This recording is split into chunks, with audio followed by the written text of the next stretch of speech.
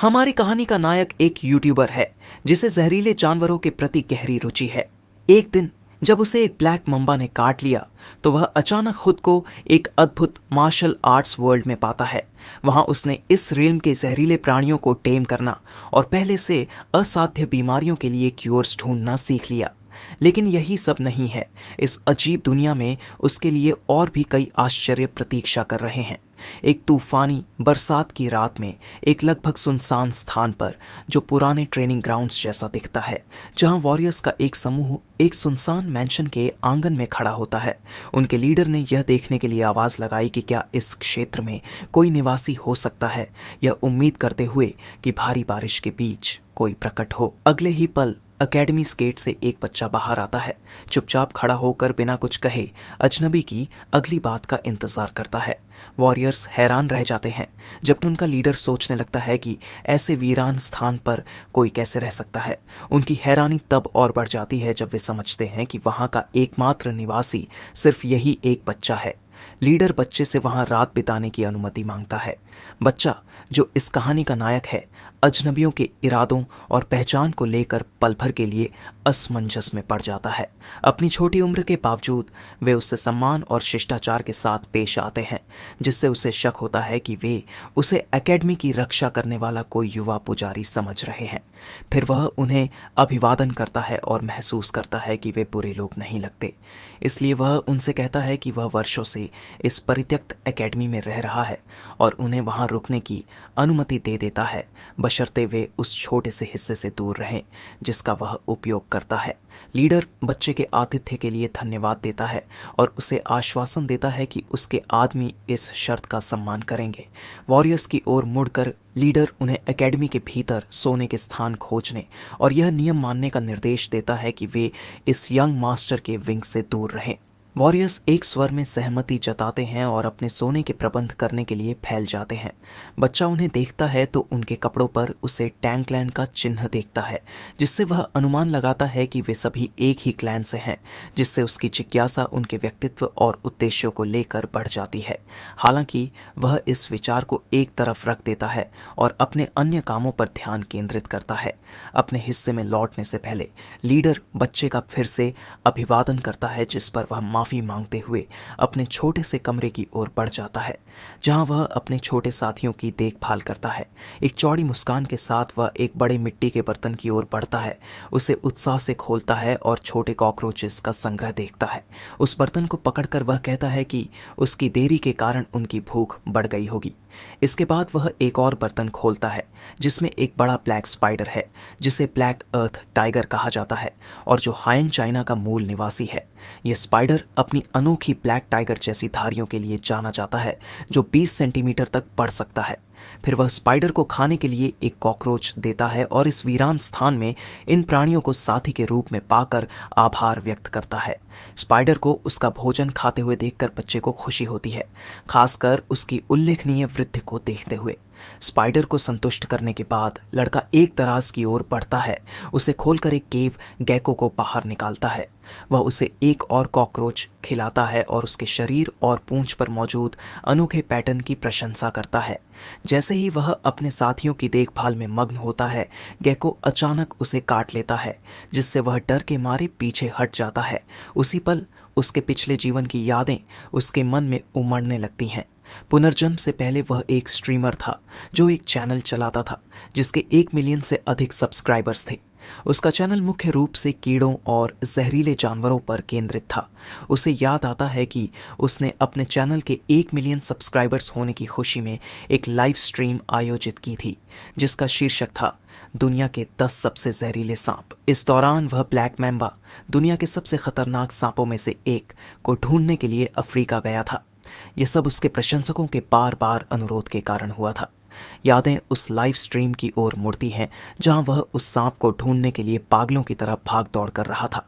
उसे स्पष्ट रूप से याद है कि उसने अपने दर्शकों से कहा था कि उसे थोड़ी देर के लिए ब्रेक चाहिए, जिसके बाद वह जल्द ही खोज जारी रखने का वादा भी करता है। जिसके बाद वह खान लेने रेफ्रिजरेटर के पास जाता है, यह कहते हुए कि ब्लैक मांबा कोई गली का कुत्ता नहीं है जो हर जगह हो। लेकिन चौंकाने वाला मोड़ तब आया जब वही स्नेक फ्रिज के ऊपर मौजूद था।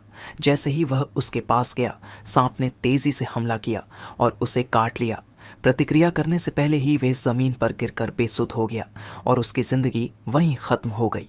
अपने अंतिम पलों में उसे इस विडंबना का एहसास हुआ कि सारी थकाऊ कोशिशों के बाद सांप शुरुआत से ही उसकी पहुंच में था। तभी उसके दरवाजे पर दस्तक होती है। क्लैन का लीडर बाहर से पुकार रहा होता है, यह पूछते हुए कि क्या वह अंदर है। दरवाज़ा खोलने पर विल लीडर से पूछता है कि उसे क्या चाहिए। लीडर जवाब देता है कि वह उन्हें इतनी खराब मौसम में अपने यहाँ रुकने की अनुमति देने के लिए धन्यवाद देना चाहता था। वह उसे डिनर के लिए शामिल होने का निमंत्रण भी देता है, ये बताते हुए कि उन्होंने एक हिरण का शिकार किया है। विल यह सुनकर हैरान हो जाता है, और क्यों न हो, उसने पहले कभी सांप और छिपकली का मांस खाया था। विल अपनी कृतज्ञता व्यक्त करता है और कहता है कि वह उनके साथ शामिल होकर खुश होगा। लीडर उसकी मासूमियत पर हंसता है और उसे साथ चलने का आमंत्रण देता है।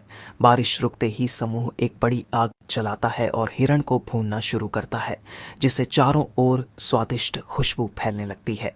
विल इस दृश्य को अपने मुंह में पानी के साथ देखता है, मांस के स्वाद के लिए तरसते हुए। उसके उत्सुक चेहरे को देखकर लीडर मुस्कुराता है और उसे आश्वस्त करता है कि खाना पकने में कुछ समय लगेगा। वह सुझाव देता है कि वे इस समय का उपयोग बात करने के लिए करें। अपनी भावनाएं प्रकट हो जाने पर शर्मिंदा विल लीडर से पूछता है कि वह जो भी सवाल करना चाहता है कर सकता है। लीडर पूछता है कि क्या विल सच में हाई ऑन माउंटेन रेंज में अकेला रहता है और उसकी उम्र क्या है। विल जवाब देता है कि वह शायद 14 या 15 साल का होगा, जिससे लीडर हैरान होता है कि उसे अपनी उम्र का ठीक से पता नहीं है, जिसकी वजह भी वह उससे पूछता है। जिस पर विल अपनी पुनर्जन्म की सच्चाई छिपाने के लिए एक कहानी गढ़ता है कि बचपन में सिर पर चोट लगने के कारण उसकी याददाश्त में कुछ अंतराल आ गए थे। लीडर सहानुभूति जताते हुए विल की कठिनाइयों पर खेद प्रकट करता है और फिर पूछता है कि क्या वह सच में यहाँ अकेला रहता है। विल हल्के से हंसते हुए बताता है कि हाँ, उसके पास कोई टैलेंट या स्किल्स नहीं होने की वजह से वह अपना सारा समय सांपों का शिकार करने और उनकी खाल बेचकर अपनी ज़रूरतें पूरी करने में बिताता है। लीडर उसकी उम्र में इस खतरनाक काम को करने के साहस की प्रशंसा करता है, लेकिन विल जवाब देता है कि वह इस काम का अभ्यस्त हो चुका है। तभी उन्हें टोकते हुए एक बुजुर्ग व्यक्ति, जो लीडर के पिता हैं, अंदर आते हैं और बताते हैं कि भोजन का एक हिस्सा तैयार है। वह यह भी इशारा करते हैं कि विल काफ़ी भूखा लगता है। शर्मिंदगी महसूस करते हुए विल उनका धन्यवाद करता है और मांस का एक टुकड़ा लेता है, यह उल्लेख करते हुए कि उसने पिछली बार कब मांस खाया था उसे याद भी नहीं। पहला निवाला लेते ही विल खुशी से अभिभूत हो जाता है, मानो यह अनुभव अवास्तविक हो। वह दिल खोलकर खाता है, जिससे लीडर और उनके पिता उसकी भूख को देखकर प्रसन्न और मनोरंजन महसूस करते हैं। वे हंसते हैं, लेकिन यह स्पष्ट होता है कि विल को ठीक से खाते देखकर उन्हें खुशी हो रही है। लीडर विल से कहता है कि वह खाने के दौरान उससे कुछ बात करना चाहता है। विल अपने निवाले के बीच उत्सुकता से सुनता है कि लीडर क्या कहना चाहता है। लीडर अपनी बात शुरू करता है और बताता है कि वे किसी खास चीज़ की तलाश कर रहे हैं। फिर वह गंभीरता से विल से पूछता है कि क्या उसने आसपास कुछ असामान्य देखा है। विल पूरी तरह से समझ नहीं पाता कि लीडर का मतलब क्या है, जिससे लीडर को बात स्पष्ट करनी पड़ती है। हालांकि वह सही शब्द खोजने में झिझकता है। तभी बुजुर्ग व्यक्ति यानी लीडर के पिता बीच में हस्तक्षेप करते हैं और सुझाव देते हैं कि उन्हें विल को सच बता देना चाहिए, क्योंकि उसने उन्हें आश्रय दिया और उसके पास उनके प्रति कोई खतरा पैदा करने वाली जानकारी या मंशा नहीं है। लीडर अपने पिता से सहमत होता है और उसकी अभिव्यक्ति गंभीर हो जाती है। वह विल को बताता है कि वे एक बड़े वर्म की तलाश में हैं, जो नीले धब्बों से ढका हुआ है। यह सुनकर विल चकित रह जाता है कि वे इतनी लंबी यात्रा सिर्फ एक वर्म के लिए कर रहे हैं। लीडर विस्तार से समझाता है कि इस प्राणी को ब्लू स्पॉटेड वर्म कहा जाता है और यह इतना विशाल होता है कि शायद विल ने इसे पहले देखा हो। जिज्ञासु होकर विल पूछता है कि वर्म कितना बड़ा हो सकता है। लीडर बताता है कि अगर वर्म पूरी तरह विकसित हो तो यह विल के आकार के व्यक्ति को पूरा निगल सकता है।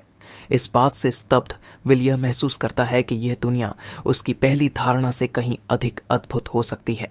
शुरू में उसे लगा था कि वह केवल कुछ शताब्दियों पहले के समय में लौटा है, लेकिन अब लगता है वह किसी अलग ही दुनिया में आ गया है। उसे इस हालत में देख बुजुर्ग व्यक्ति विल को आश्वस्त करते हैं कि उसे चिंता करने की जरूरत नहीं है और बताते हैं कि उन्होंने इतनी लंबी यात्रा केवल इस प्राणी का शिकार करने के लिए की है।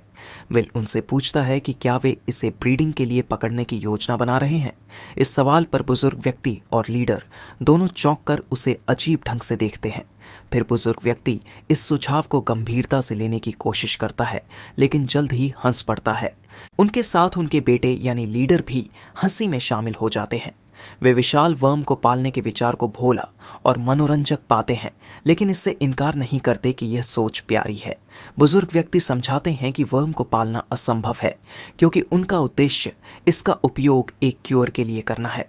विल इस प्रतिक्रिया से हैरान होकर स्पष्टीकरण मांगता है। पहले उसने सोचा था कि वे साधारण व्यापारी हैं, लेकिन अब वे उसे स्मगलर्स या ड्रग डीलर्स जैसे लगने लगे। वह पूछता है कि एक वर्म को कैसे दवा के रूप में इस्तेमाल किया जा सकता है। बुजुर्ग व्यक्ति स्पष्ट करते हैं कि यह सिर्फ एक संभावना है, लेकिन उनकी पोती एक गंभीर बीमारी से पीड़ित है और उनका मानना है कि वर्म का आंतरिक रत्न यानी इंटरनल जेम ही उसे बचाने का एकमात्र उपाय हो सकता है। उनके इरादे समझने के बाद विल को एहसास होता है कि वे अपनी पोती की जान बचाने की इच्छा से प्रेरित हैं। लीडर जोड़ता है कि वह मरीज केवल बुजुर्ग व्यक्ति की पोती ही नहीं, बल्कि उसकी अपनी बेटी भी है। इस पर विचार करते हुए विल समझता है कि वे अपनी बेटी को बचाने के लिए, चाहे संभावना कितनी भी अनिश्चित हो, कुछ भी करने को तैयार है, क्योंकि माता पिता अपने बच्चों के लिए किसी भी हद तक जा सकते हैं। वर्म के लिए सहानुभूति महसूस करने के बावजूद भी विल उनके आतिथ्य और उसके प्रति उनकी दयालुता के प्रति सम्मान से उनकी मदद करने का निर्णय लेता है। विल बोलना शुरू करता है कि लीडर उससे पूछता है कि क्या उसने इस क्षेत्र में वर्म देखा है। विल जवाब देता है कि उसने ऐसा कुछ नहीं देखा, जिससे लीडर निराश हो जाता है।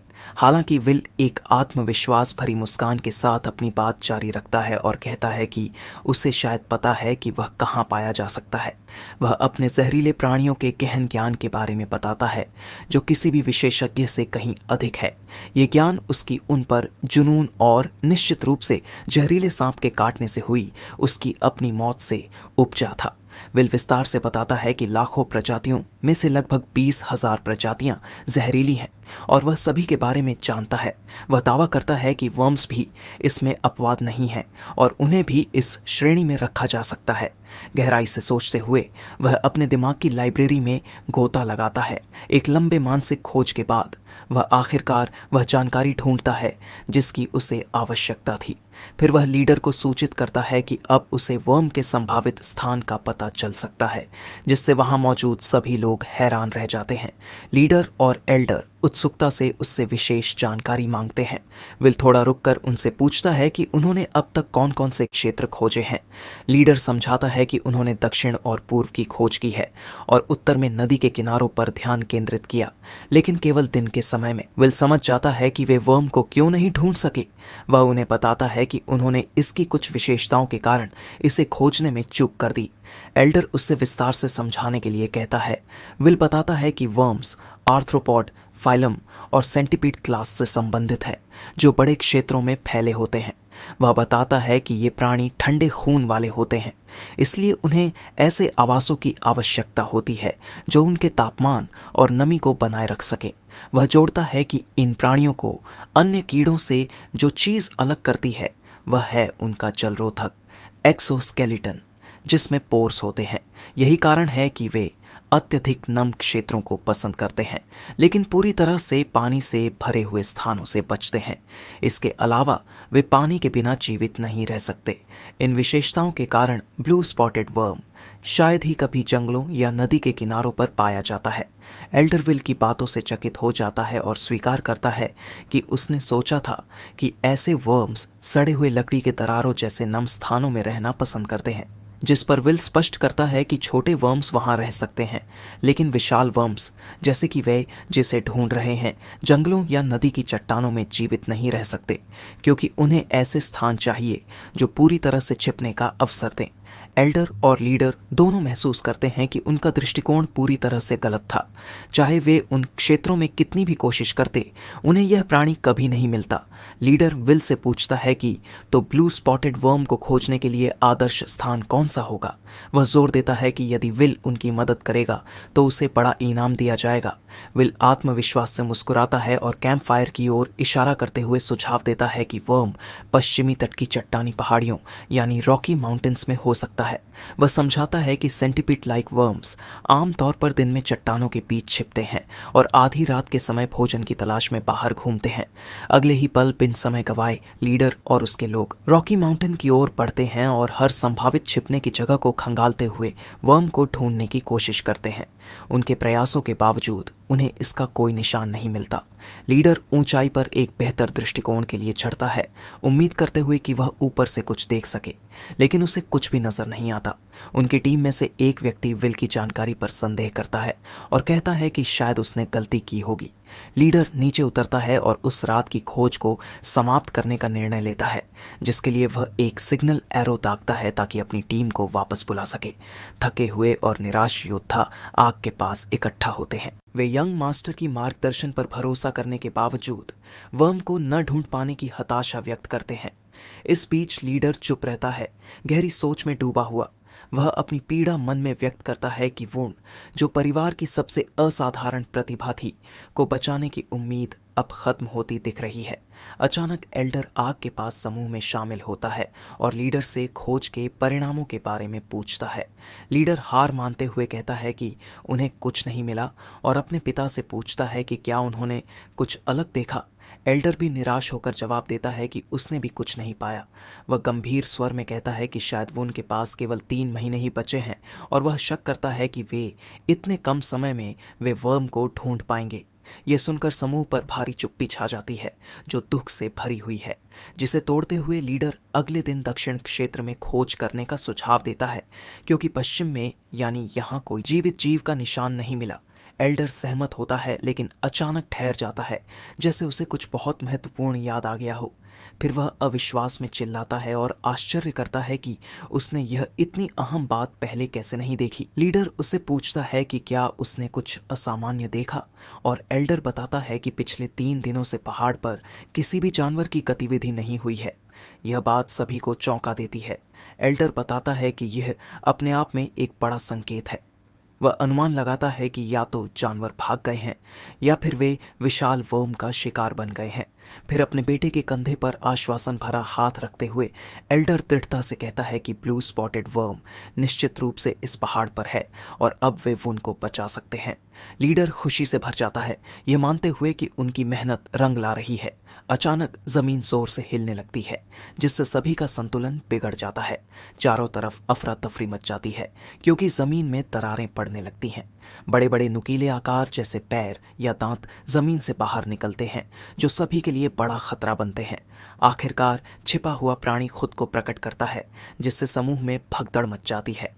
सभी सुरक्षा के लिए भागने या दूरी बनाने की कोशिश करते हैं। हालांकि एल्डर जगह पर ही जमे रहते हैं, उस प्राणी की भव्यता से अभिभूत। धीरे धीरे वह विशाल प्राणी ब्लू स्पॉटेड वर्म पूरी तरह से जमीन से बाहर आ जाता है। इस बीच एकेडमी में वर्म द्वारा मचाई गई हलचल विल के कानों तक पहुंचती है। जिज्ञासा से भरे वह सोचता है कि यह वर्म कितना विशाल होगा, जिसका प्रभाव इतनी बड़ी उथल पुथल पैदा कर सकता है। हालांकि वह इस बात से नाराज है कि इस खोज ने पहाड़ को पूरी तरह उथल पुथल कर दिया है, लेकिन साथ ही उसे खुद उस प्राणी को देखने की उत्सुकता भी होती है।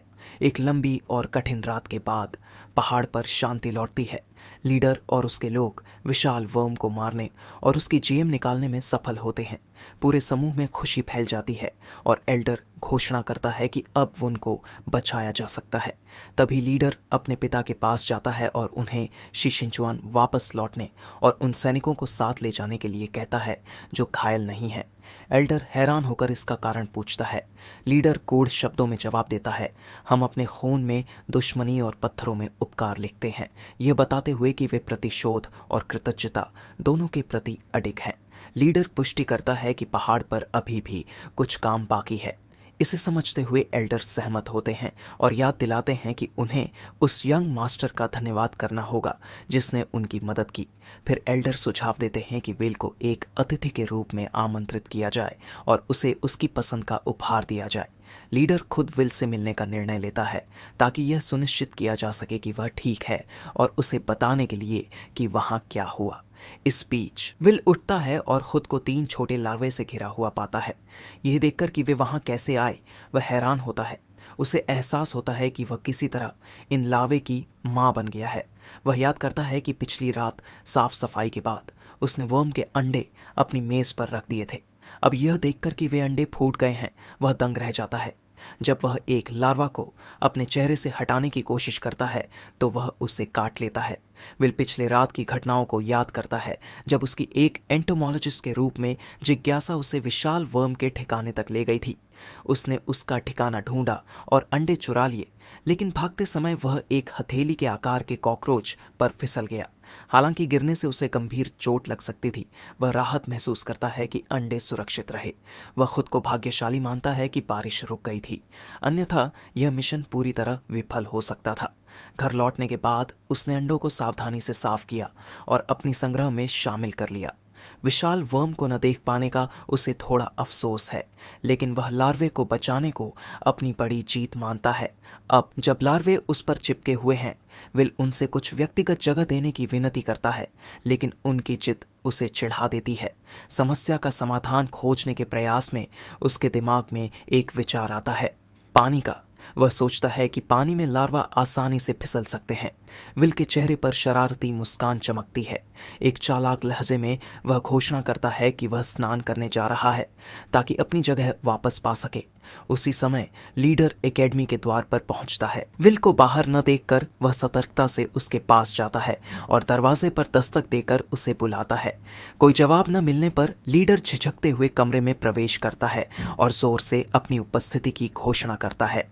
अंदर वह किसी को नहीं पाता, लेकिन कई कंटेनर देखता है जो जड़ी बूटियों और औषधियों से भरे होते हैं।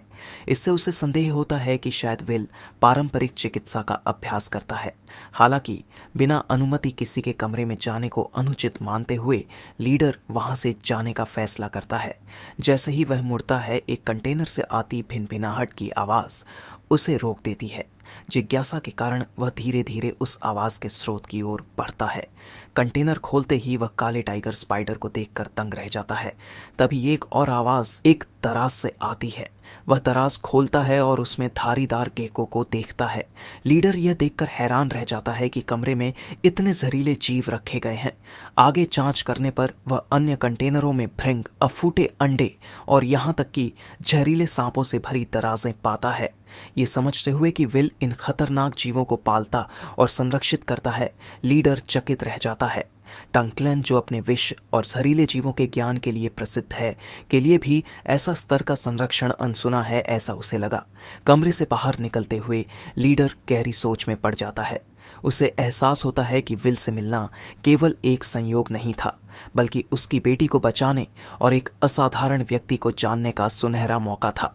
अचानक विल की आवाज उसकी सोच को बाधित करती है, जो दूर से उसे पुकार रहा होता है। लीडर जवाब में अभिवादन करता है और विल उससे उसकी घायल बांह के बारे में पूछता है, चिंतित कि चोट गंभीर तो नहीं है। लीडर उसे आश्वासन देता है कि चोट ज्यादा गंभीर नहीं है, लेकिन जोड़ता है कि उसे कुछ महत्वपूर्ण बात करनी है। इससे पहले कि वह अपनी बात जारी रख सके, उसका हाव भाव अचानक बदल जाता है, जैसे उसने कुछ भयानक देख लिया हो। वह एक परिचित ऊर्जा को महसूस करता है जो अकादमी के द्वार से एमिनेट हो रही होती है। वह ऊर्जा आकार लेना शुरू करती है और अंततः एक राक्षसी आकृति का रूप ले लेती है। आखिरकार उस ऊर्जा का स्रोत सामने आता है, एक क्रूर दिखने वाला व्यक्ति जो लीडर का दुश्मन प्रतीत होता है। लीडर जोर से विल को पुकारता है, उसे पीछे धकेलते हुए तुरंत भागने को कहता है। हालांकि हमलावर बिजली की गति से हमला करता है, लीडर पर एक जोरदार प्रहार करता है। लीडर किसी तरह अपनी घायल बांह से वार को रोकने में सफल होता है, लेकिन उस प्रहार की ताकत उसे दर्द से कराहने पर मजबूर कर देती है। हमलावर एक ऊर्जा किरण छोड़ता है जो सीधे लीडर को लगती है और उसे जमीन पर गिरा देती है। संघर्ष करते हुए उठने की कोशिश करते हुए लीडर अपने प्रतिद्वंद्वी की ताकत को पहचानता है, जो उसके एल्डर फादर के बराबर है। वह जोर से विल को भागने के लिए कहता है, लेकिन तब तक बहुत देर हो चुकी होती है। हमलावर विल को पकड़ लेता है और बेरहमी से उसका गला घोंटना शुरू कर देता है। हंसते हुए वह ताना मारता है कि उसने सुना था कि टैंक क्लैन का कचरा हैनान में आया है और उसे उनसे मिलने का लोभ रोक नहीं पाया। उसे उम्मीद नहीं थी कि सबसे कुख्यात शहरों के क्लान का बेटा इतनी दयनीय स्थिति में मिलेगा। लीडर गुस्से में हमलावर से उसकी पहचान और हमले के कारण के बारे में पूछता है। साथ ही यह भी जानना चाहता है कि उसने यंग मास्टर को क्यों निशाना बनाया। हंसते हुए हमलावर अपनी पहचान ब्लड हैंड रक्षासा के रूप में करता है, जो टाक उन्हांकार रहने वाला है। वह बताता है कि लीडर के पिता उसकी दुश्मनी का कारण है। वह अपने खून से सने लाल हाथ की ओर इशारा करते हुए कहता है कि यह उसका बदला लेने का प्रतीक है। लीडर को नाम याद आता है और वह उस घटना को याद करता है जब रक्षासा को जहर भरे हथेली के वार से सिर पर चोट लगी थी, जिससे वह खाई में गिर गया था। लेकिन यह जानकर वह हैरान रह जाता है कि वह अभी भी जिंदा है।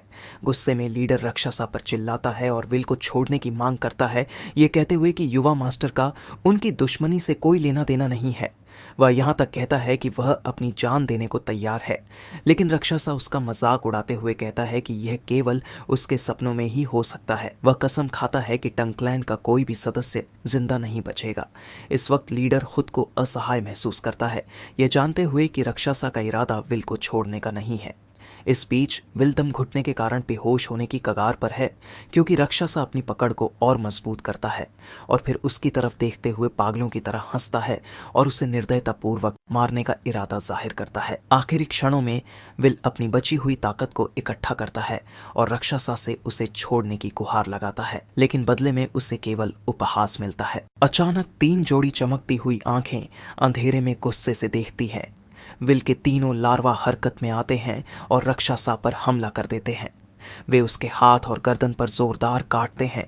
रक्षासा दर्द से चीख उठता है और लार्वा को हटाने की कोशिश करता है, ये जानने की कोशिश करते हुए कि ये कीड़े कहाँ से आए।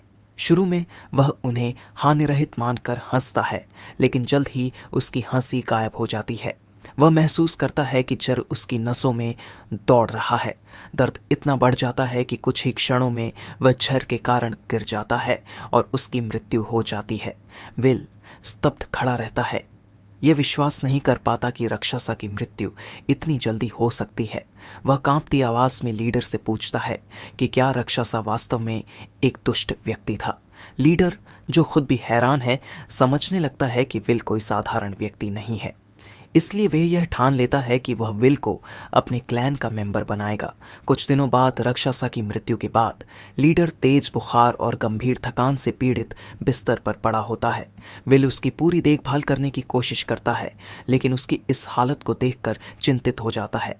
लीडर कमजोरी के बावजूद उसका धन्यवाद करता है, जबकि विल पूछता है कि अन्य वॉरियर कहाँ हैं ताकि वह उनकी भी जांच कर सके।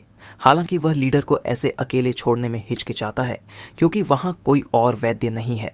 तब नेता उसे आश्वस्त करता है कि कुछ दिनों के आराम के बाद वह ठीक हो जाएगा। इस बीच विल यह देखकर हैरान है कि लीडर खून की खांसी के बावजूद इतनी शांति से व्यवहार कर रहा है। लीडर इसे सामान्य बताते हुए कहता है कि यह उसके मार्शल आर्ट अभ्यास का हिस्सा है। जिज्ञासा से विल पूछता है, क्या आप उस तरह के मार्शल आर्ट्स की बात कर रहे हैं जहां लोग उड़ सकते हैं या आग के गोले फेंक सकते हैं? लीडर हंसते हुए जवाब देता है, हर कोई ऐसा नहीं कर सकता, लेकिन यह हमारी मार्शल आर्ट्स की दुनिया का हिस्सा है। यह सुनकर विल को एहसास होता है कि यह दुनिया उसकी पिछली दुनिया से कितनी अलग है। यहाँ विशालकाय कीड़े और असाधारण मार्शल आर्ट्स आम बात हैं। तभी लीडर अपना आभार प्रकट करता है और कहता है कि वह विल का जीवन बचाने के लिए हमेशा उसका आर्नी रहेगा। फिर वह औपचारिक रूप से अपना परिचय देने का अनुरोध करता है, भले ही वह कमजोर स्थिति में हो। अपना परिचय देते हुए लीडर खुद को चोल सैन बताते हैं, जो टंगक्लेन से हैं। इसके बाद वह विल की ओर मुड़ते हैं, जो अपना नाम विल सोरोंग बताता है।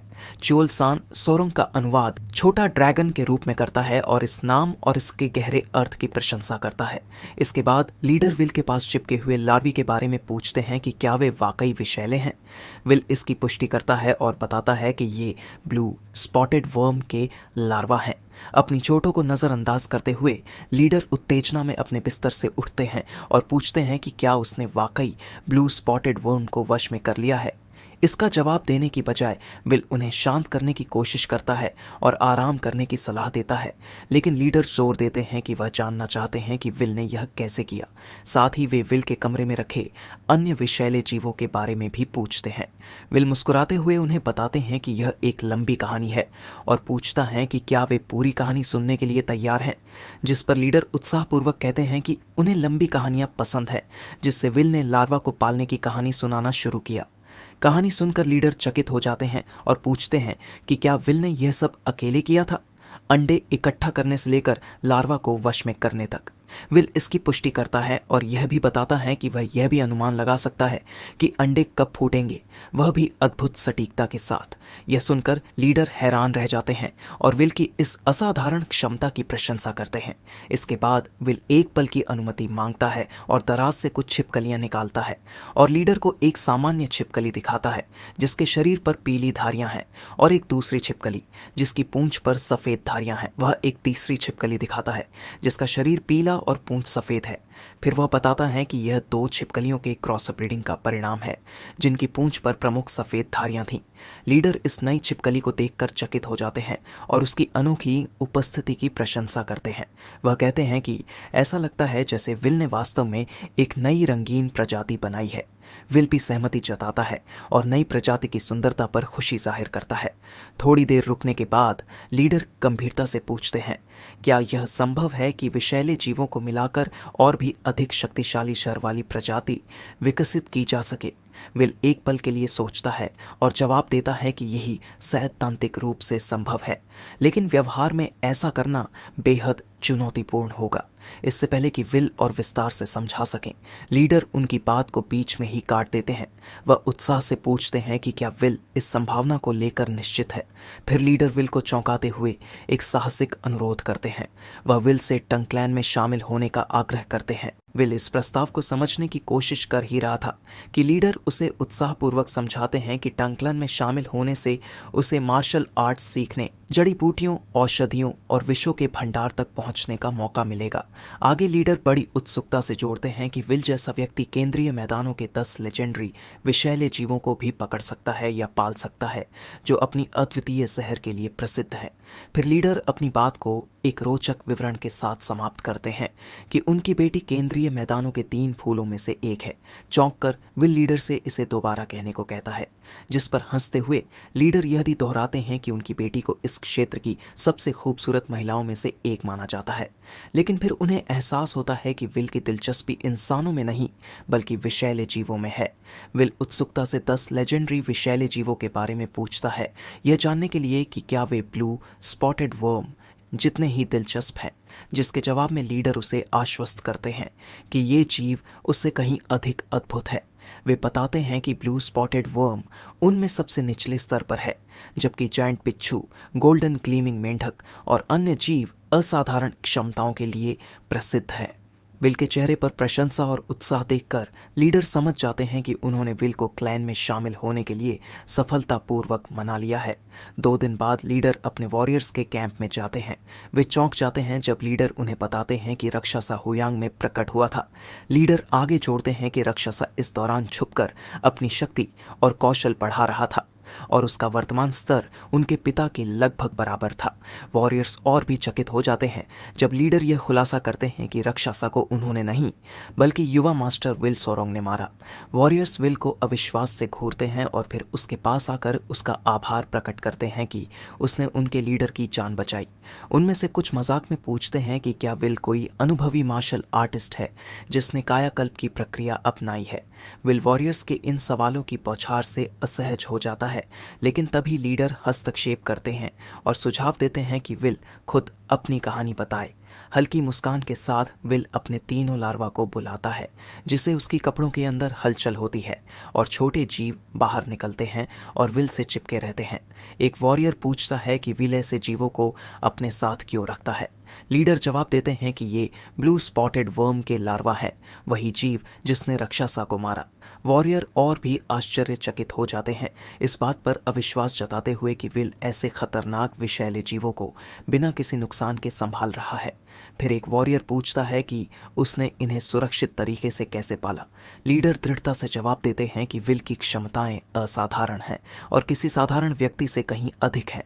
लीडर जोर देकर कहते हैं कि यही कारण है कि वह विल को टंग क्लैन में शामिल करने के लिए दृढ़ है, भले ही विल अभी भी इस प्रस्ताव पर विचार कर रहा है।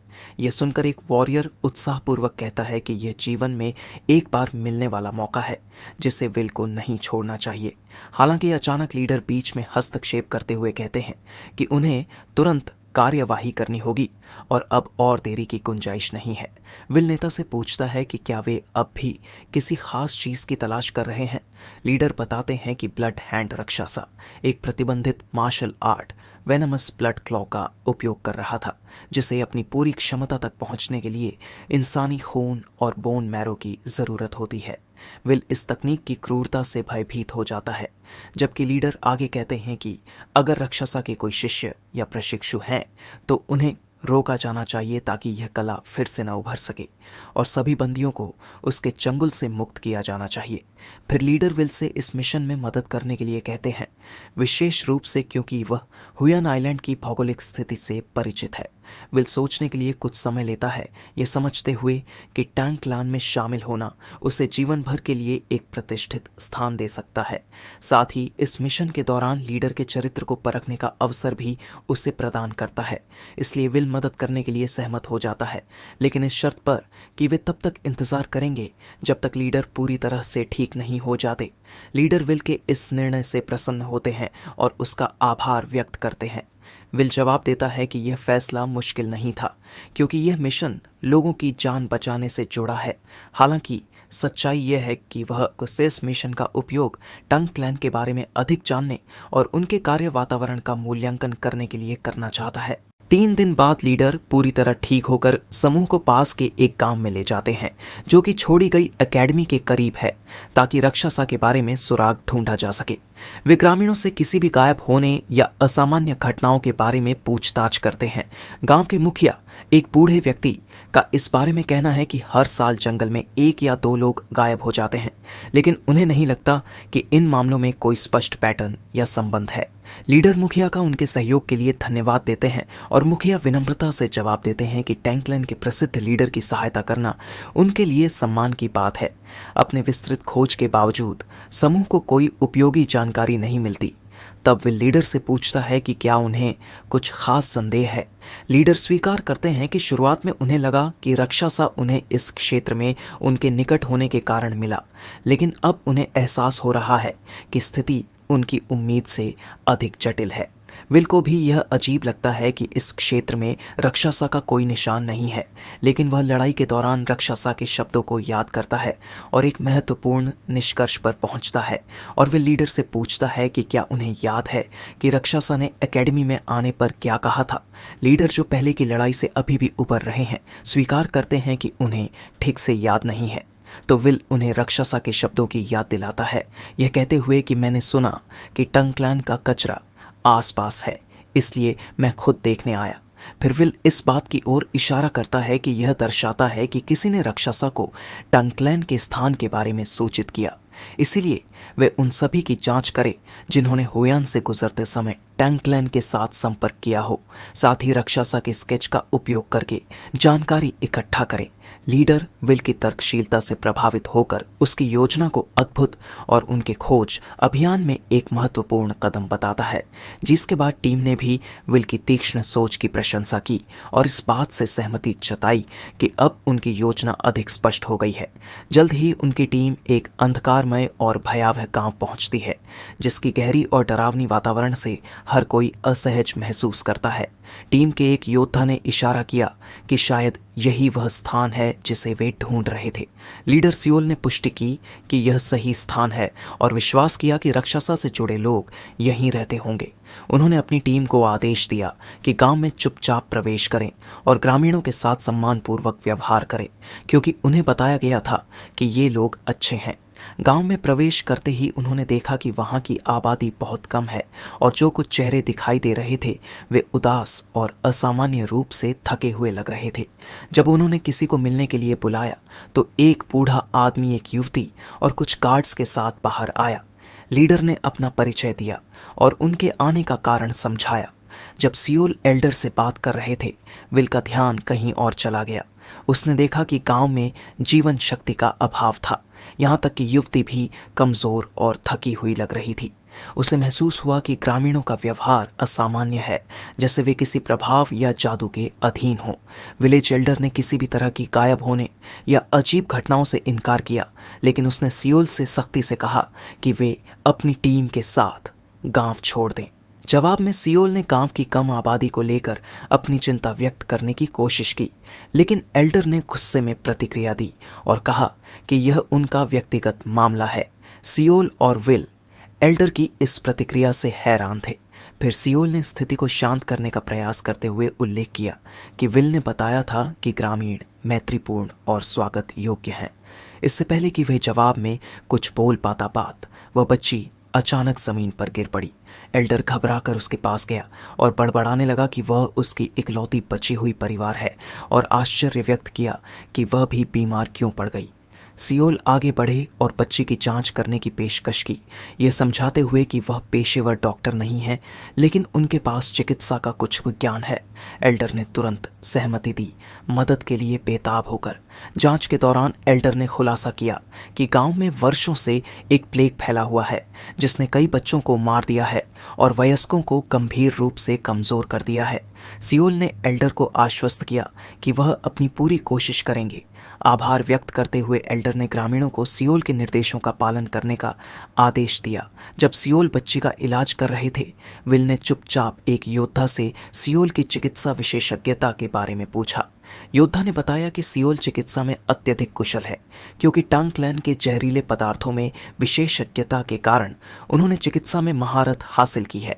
उसने यह भी जोड़ा कि मार्शल आर्ट्स मानव शरीर रचना की सटीक समझ की मांग करता है, जिससे उनके नेता चिकित्सा सिद्धांतों में भी निपुण हो गए हैं। विल पहले तो टांगक्लैन को सिर्फ एक ऐसा क्लैन मानता था जो जड़ पर निर्भर रहकर लड़ाई करता है, लेकिन सियोल के इस मेडिकल कौशल और उनके व्यवहार ने यह सोचने पर मजबूर कर दिया कि शायद टांगक्लैन से वह जहरीले तकनीकों की बजाय चिकित्सा कला सीख ले। लेकिन अगले ही पल वही योद्धा विल की सोच को तोड़ते हुए एक ठंडे स्वर में कहता है कि टांगक्लैन कभी कभी अपने दुश्मनों पर जहर का प्रयोग सिर्फ उनके प्रभावों का अध्ययन करने के लिए करता है। ये सुनकर विल सन्न रह जाता है और उसे एहसास होता है कि वह कितनी खतरनाक दुनिया में आ गया है। उसे समझ आता है कि टांगक्लैन एक साधारण क्लैन नहीं है। जैसे ही वे इलाज के स्थान पर पहुंचते हैं, सियोल अपनी आंतरिक ऊर्जा का उपयोग कर उस लड़की की सांसों को स्थिर करते हैं, अपनी को जीवन शक्ति उसे हस्तांतरित करते हुए। इसे देख एल्डर सियोल का भावुक होकर धन्यवाद करता है और उनसे अपनी पोती को बचाने की गुहार लगाता है। थोड़ी देर बाद सियोल लड़की की नब्ज में कुछ असामान्यता महसूस करते हैं और एल्डर से पूछते हैं कि क्या वह जन्म से दिल की किसी बीमारी से पीड़ित थी। एल्डर बताते हैं कि नहीं, उसकी बीमारी 1 दशक पहले शुरू हुई थी और गांव के अन्य लोग भी इसी तरह के लक्षणों से पीड़ित हैं। यह एक रहस्यमय बीमारी का संकेत देता है। एल्डर स्वीकार करते हैं कि इसी डर से उन्होंने शुरुआत में उन्हें जाने के लिए कहा था, ताकि वे इस खतरे से बच सकें। सियोल उन्हें आश्वासन देते हैं कि वह दिल की समस्याओं के लिए एक प्रभावी उपचार देंगे और एल्डर को गांव वासियों को इकट्ठा करने का निर्देश देते हैं ताकि उन्हें भी इलाज मिल सके। एल्डर खुशी से रो पड़ते हैं और सियोल का बार बार धन्यवाद करते हैं, जिस पर सियोल हल्के से मुस्कुराते हुए एल्डर को तसल्ली देते हैं। बाद में सियोल अपने साथी गुप्पे के साथ गांव में टहलते हैं और मरीजों की स्थिति पर चर्चा करते हैं। गुप्पे सियोल की लगन और मदद के प्रति उनकी प्रतिबद्धता की सराहना करता है, जिन पर सियोल विनम्रतापूर्वक धन्यवाद देते हुए उन लक्षणों को बताते हैं जो उन्होंने देखे थे: थकावट, आंखों की सूजन, हल्का बुखार और अनियमित दिल की धड़कन। ये लक्षण एक दूसरे से असंबंधित लगते हैं, लेकिन दिल की गंभीर समस्याओं वाले मरीजों में और भी खराब हो जाते हैं। इस पर थोड़ा सोचने के बाद सियोल गुप्पे से विल के बारे में पूछते हैं। गुप्पे बताते हैं कि विल मरीजों की सहायता करते करते थक गया था, इसलिए उन्होंने उसे उसके कमरे में आराम करने के लिए भेजा। सियोल यह सुनकर सहमति जताते हैं कि विल का थक जाना स्वाभाविक है, क्योंकि उसके पास मार्शल आर्ट्स का कोई प्रशिक्षण नहीं है। फिर भी उसने अपनी पूरी ताकत झोंक दी थी, इसलिए सियोल विल के हालचाल लेने का फैसला करते हैं और गुप्पे से उसे उसके कमरे तक ले जाने के लिए कहते हैं। दरवाज़ा चुपचाप खोलते हुए सियोल देखते हैं कि विल के चेहरे पर कुछ असामान्य है। चिंतित होकर सियोल तुरंत अपना हाथ उठाते हैं और विल के गाल पर जोर से थप्पड़ मारते हैं, जिससे वह झटके से जाग जाता है। विल हड़बड़ाकर उठता है, अपना गाल पकड़ते हुए, जो अब जलन से लाल हो चुका है। उसकी आंखों में आंसू भर जाते हैं और वह सदमे से सियोल को घूरते हुए चिल्लाता है कि उन्होंने ऐसा क्यों किया, यह शिकायत करते हुए कि उसे बहुत दर्द हुआ है। सियोल तुरंत माफ़ी मांगते हैं और समझाते हैं कि उन्होंने ऐसा जानबूझकर नहीं किया, बल्कि उन्होंने विल के गाल पर एक अजीब कीड़े को देखा था जो शायद बहुत खतरनाक हो सकता था, तो उसने ऐसा किया। विल अभी भी अपना गाल सहलाते हुए पूछता है, आखिर वो किस तरह का कीड़ा था? सियोल अपने हाथ को खोलकर विल को कीड़ा दिखाता है। विल की आंखें खुली की खुली रह जाती हैं जब वह कीड़े को पहचानता है, लेकिन यह समझने में असमर्थ होता है कि यह यहाँ कैसे पहुंचा। फिर विल ने सियोल से मरीजों के लक्षणों के बारे में विस्तार से पूछना शुरू किया, विशेष रूप से अनियमित दिल की धड़कनों के बारे में, जिस पर सियोल पुष्टि करते हैं कि यह लक्षण महत्वपूर्ण है। आत्मविश्वास से भरा विल घोषणा करता है कि शायद वह इस बीमारी के कारण का पता लगा चुका है। विल उस कीड़े की ओर इशारा करते हुए बताता है कि इसे किसिंग बग कहा जाता है, जो एक प्रकार का असैसिन बग है। यह आम तौर पर सोते समय मुंह या आंखों के आसपास खून चूसता है। विल ने यह भी बताया कि यह कीड़ा खुद जहरीला नहीं है, लेकिन इसके पेट में खतरनाक परजीवी होते हैं। ये परजीवी अपने शिकार को काटने या उसके आसपास गंदगी छोड़ने से शरीर में प्रवेश कर सकते हैं। अगले दिन वो सबको बताता है कि यह ट्राइपानोसोमाइसिस डिजीज नामक घातक बीमारी का कारण बनते हैं, जिसने इतिहास में कई जानें ली हैं। फिर विल एल्डर की ओर मुड़कर पूछता है कि क्या गांव के कुत्तों में भी तेज सांस लेने या थकावट जैसे लक्षण देखे गए हैं। एल्डर यह सवाल सुनकर हक्का बक्का रह जाते हैं और पूछते हैं कि क्या यह कीड़ा कुत्तों को भी प्रभावित कर सकता है। विल आत्मविश्वास से कहता है कि हाँ, यह कीड़ा बीमारी का असली कारण है। एल्डर यह सुनकर स्तब्ध और निरुत्तर हो जाते हैं। कुछ पलों के बाद एल्डर कांपती हुई आवाज में पूछते हैं कि क्या उनकी पोती को अब बचाया जा सकता है। जवाब में विल उन्हें आश्वासन देता है कि अगर सही उपचार मिले तो यह संभव है। तभी सियोल हल्के से हंसते हुए गुप्पे से पूछते हैं कि वह विल के बारे में क्या सोचते हैं, जिस पर गुप्पे जवाब देते हैं कि अब वह समझ गए हैं कि लीडर विल को इतनी ऊंची नज़रों से क्यों देखते हैं। विल, जो उनके इस आदान प्रदान को लेकर हैरान है, उनकी प्रशंसा से उलझन में पड़ जाता है। वह अपने ऊपर पड़ती इन नज़रों का भार महसूस करता है और थोड़ा असहज हो जाता है। इसे देख सियोल विषय बदलते हुए टंगक्लैन के बारे में और जानकारी देते हैं। वह गू का परिचय कराते हैं, जिसे एक रहस्यमय जीव माना जाता है। कुछ इसे एक जहरीला परजीवी कहते हैं तो कुछ इसे जादुई अस्तित्व मानते हैं। माना जाता है कि इसका उद्गम चीन में हुआ था और इसका उपयोग दुष्ट लोग दूसरों को कष्ट देने या नियंत्रित करने के लिए करते हैं। विल यह सुनकर चौंक जाता है कि गू का इस्तेमाल मानवों को नियंत्रित करने के लिए किया जाता है।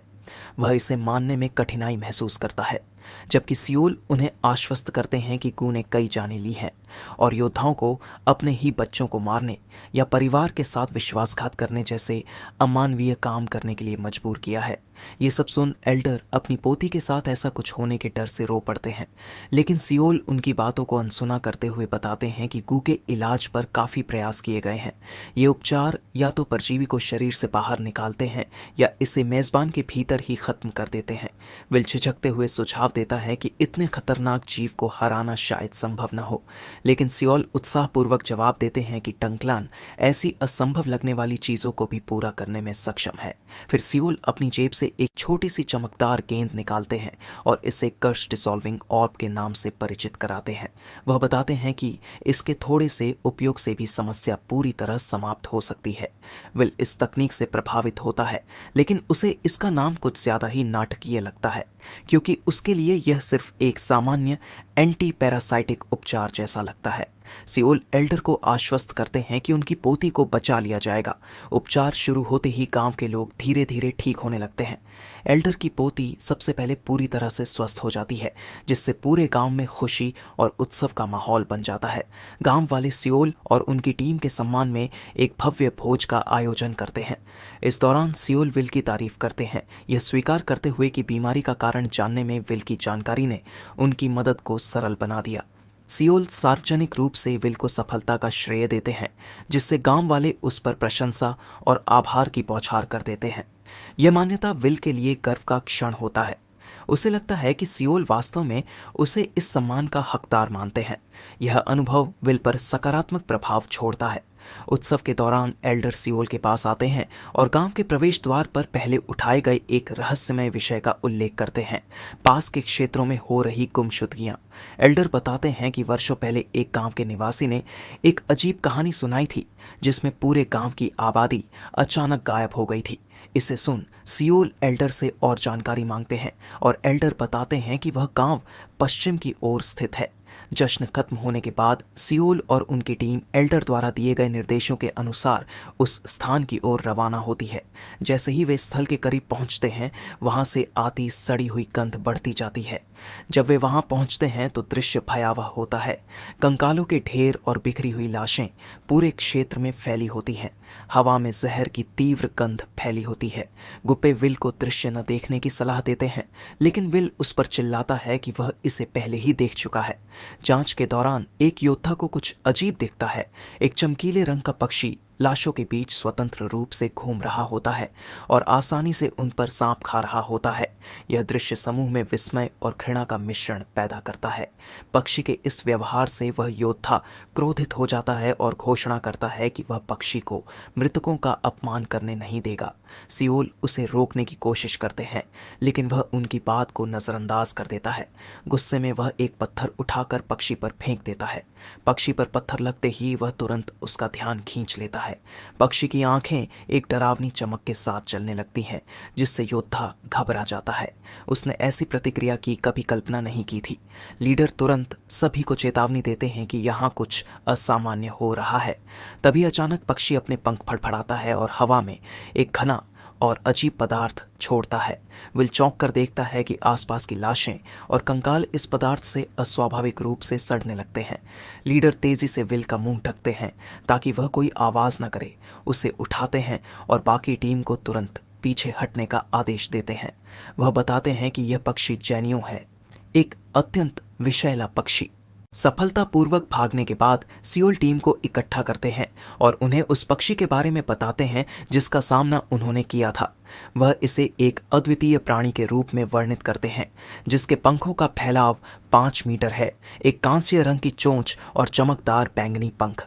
जब यह क्रोधित होता है तो यह अपने पंख फैलाकर एक घातक विष छोड़ता है, जिससे आसपास की हर चीज मर जाती है और वह स्थान वीरान बन जाता है। लीडर आगे बताते हैं कि इस पक्षी को जैनियो इस नाम से जाना जाता है, जिसे झरों का राजा कहा जाता है। यह विषैले प्राणियों के शिखर के रूप में माना जाता है। विल इस तथ्य से बेहद उत्साहित है। वह कहता है कि इससे पहले देखे गए सभी सांप और कीड़े इसके सामने लगभग हानिरहित लगते हैं।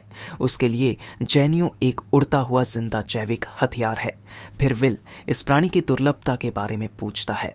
लीडर बताते हैं कि यह अत्यंत दुर्लभ है। इसे देखने का मौका शायद ही किसी को जीवन में मिले। क्योंकि यह केवल कुछ सदियों में एक बार दिखाई देता है। थोड़ी देर विचार करने के बाद विल अचानक पूछता है कि क्या इस पक्षी को पकड़ना संभव है। यह सवाल सुनकर योद्धा चौंक जाते हैं, लेकिन लीडर हंसते हुए पूछते हैं कि विल ऐसा क्यों करना चाहता है। विल अपनी जिज्ञासा जाहिर करता है, लेकिन पक्षी के जहरीले स्वभाव को लेकर चिंता भी जताता है, जिस पर लीडर शांत स्वर में बताते हैं कि पक्षी को पकड़ने का एक तरीका है, लेकिन इसके लिए उसे टांग क्लैन की सभी युद्ध तकनीकों में निपुण होना आवश्यक है। लीडर आगे कहते हैं कि जो लोग उनकी तकनीकों में महारत हासिल कर लेते हैं वे सभी छात्र विषयों के प्रति प्रतिरक्षित हो जाते हैं, जिसमें जैनियों का विष भी शामिल है।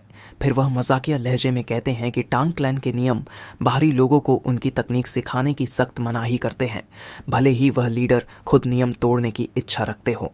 लीडर की इस बात पर विल चुनौती महसूस करता है और उत्सुकता से पूछता है कि क्या क्लैन में शामिल होने से उसे सभी जहरों के प्रति प्रतिरक्षा प्राप्त हो सकती है। लीडर इसकी पुष्टि करते हैं, जिससे विल पल भर के लिए इस संभावना से चकाचौंध हो जाता है। लीडर जोड़ते हैं कि अगर विल अभी फैसला करता है तो वह उसे व्यक्तिगत रूप से सब कुछ सिखाएंगे। हालांकि यदि वह और अधिक सोचता रहा तो यह प्रस्ताव हमेशा के लिए समाप्त हो सकता है। इस चुनौती से प्रेरित होकर विल उत्साहपूर्वक घोषणा करता है कि वह टांग क्लैन में शामिल होना चाहता है और लीडर का शिष्य बनकर उनसे सब कुछ सीखना चाहता है। फिर लीडर शरारती अंदाज में हंसते हुए जवाब देते हैं कि वह इस बारे में सोचेंगे। कुछ पलों बाद वह गंभीर हो जाते हैं, विल के कंधे पर हाथ रखते हैं और औपचारिक रूप से उसे टांग क्लैन के परिवार का सदस्य घोषित करते हैं। इसके बाद लीडर और उनकी टीम राक्षसा के निशानों का पीछा करते हुए एक डरावनी गुफा तक पहुंचते हैं, जिसके प्रवेश द्वार पर स्पष्ट पैरों के निशान दिखाई देते हैं। गुप्पे गुफा के अंदर जांच करने जाता है और कागजों का एक बंडल लेकर वापस आता है, जिसे वह लीडर को सौंपता है। लीडर कागजों की जांच करते हुए बताते हैं कि वे पूरी तरह से खून से लिखे गए हैं और उनमें जहरीले ब्लड क्लॉ मार्शल आर्ट की गुप्त तकनीक है। विल यह जानकर हैरान रह जाता है कि राक्षसा ने अपनी ही रक्त का उपयोग करके इस तकनीक को लिखा था। लीडर घोषणा करते हैं कि उनका मिशन पूरा हो गया है और अब लौटने का समय आ गया है। जब विल पूछता है कि क्या वे सीधे सिचुआन जा रहे हैं तो लीडर पुष्टि करते हैं। वह बताते हैं कि उन्होंने नीले धब्बेदार कीड़े का सार और प्रतिबंधित तकनीक दोनों हासिल कर ली है, इसीलिए अब वहां रुकने का कोई कारण नहीं है। अपने अकादमी के जीवों को याद करते हुए विल अनुरोध करता है कि वे उन्हें जंगल में वापस छोड़ने के लिए रास्ते में रुकें। लीडर सहमत हो जाते हैं और कहते हैं कि इससे उनके प्रस्थान की तैयारी भी हो जाएगी। गुफा छोड़ने से पहले विल प्रवेश द्वार के पास कुछ चमकता हुआ देखता है, जिसकी बाकी योद्धा जांच करते हैं और जैनियों पक्षी का एक पंख पाते हैं। लीडर सावधानी से पंख उठाकर इसे विल को उपहार स्वरूप देते हैं, यह कहते हुए कि यह टांग क्लैन में शामिल होने का प्रतीकात्मक तोहफा है। खासकर विल की पक्षी के प्रति दीवानगी को देखते हुए विल लीडर को दिल से धन्यवाद देता है, लेकिन लीडर मजाक में कहते हैं कि विल को उन्हें संबोधित करने का तरीका बदलना पड़ सकता है, क्योंकि जल्द ही एक बड़ा सेरेमोनी होने वाला है। यह सुनकर विल उलझन में पड़ जाता है और पूछता है कि किस उत्सव की बात हो रही है, लेकिन लीडर विवरण को छुपा लेते हैं। इस बीच एल्डर टांग क्लैन के मुख्यालय पहुंचते हैं और तुरंत उनकी हालत के बारे में पूछते हैं। तब उन्हें बताया जाता है कि वह अभी भी गंभीर स्थिति में है, लेकिन जीवित है। अपनी पोती के कमरे में दौड़ते हुए एल्डर ब्लू स्पॉटेड वर्म के कोर को लेकर आते हैं। उनकी मां भावनाओं से भरी हुई एल्डर से कोर को जल्दी से देने का आग्रह करती है। एल्डर सावधानी से कंटेनर से कोर निकालते हैं और उनको खिलाते हैं। जैसे ही कोर की ऊर्जा उसके शरीर में बहने लगती है, कमरे में सन्नाटा छा जाता है। सभी उसकी हालत में सुधार के संकेतों की प्रतीक्षा करने लगते हैं, लेकिन उनकी चिंता बढ़ती जाती है क्योंकि वो अब भी कमजोर और थकी हुई पड़ी रहती है। उसकी माँ और दादा के बीच तनाव बढ़ता जाता है।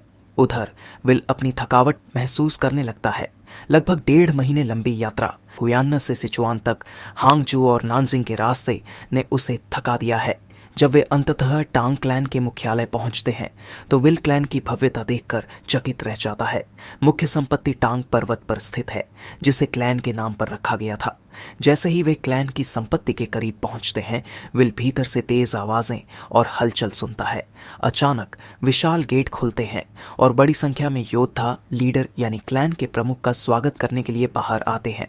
इतनी बड़ी संख्या में लोगों को देखकर विल दंग रह जाता है। उसने कभी कल्पना नहीं की थी कि टांग क्लैन इतना विशाल और संगठित होगा। स्वागत करती भीड़ के बीच विल को पीछे एक आकृति दिखाई देती है। शुरुआत में वह अस्पष्ट रहती है, लेकिन फिर वह स्पष्ट रूप से लीडर को पापा कहते हुए पुकारती है। आकृति तेजी से उनकी ओर दौड़ती है। लीडर की आंखें हैरानी से फैल जाती हैं जब वह वुन को देखते हैं, जो खुशी के आंसुओं के साथ उनकी ओर भागती है और उनके गले लग जाती है। विल यह देखकर हैरान रह जाता है। वह कभी उम्मीद नहीं कर सकता था कि वुन लीडर की बेटी होगी, खासकर उसकी उज्जवल और सकारात्मक आभा के साथ, जो लीडर के गंभीर व्यक्तित्व से पूरी तरह विपरीत थी।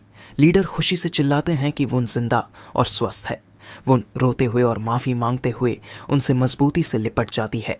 लीडर उससे उसकी स्थिति के बारे में पूछते हैं। उसकी जीवित रहने की खुशी के बावजूद उसके स्वास्थ्य को लेकर चिंतित रहते हैं। विल यह सब चुपचाप देखता रहता है, इन बदलावों को समझने की कोशिश करता है। वह विशेष रूप से इस एहसास से प्रभावित होता है कि लीडर जिस फूल की बात कर रहे थे वह उनकी अपनी बेटी थी। लीडर विल के पास मुस्कुराते हुए आते हैं और कहते हैं कि वह उसे किसी से मिलवाना चाहते हैं।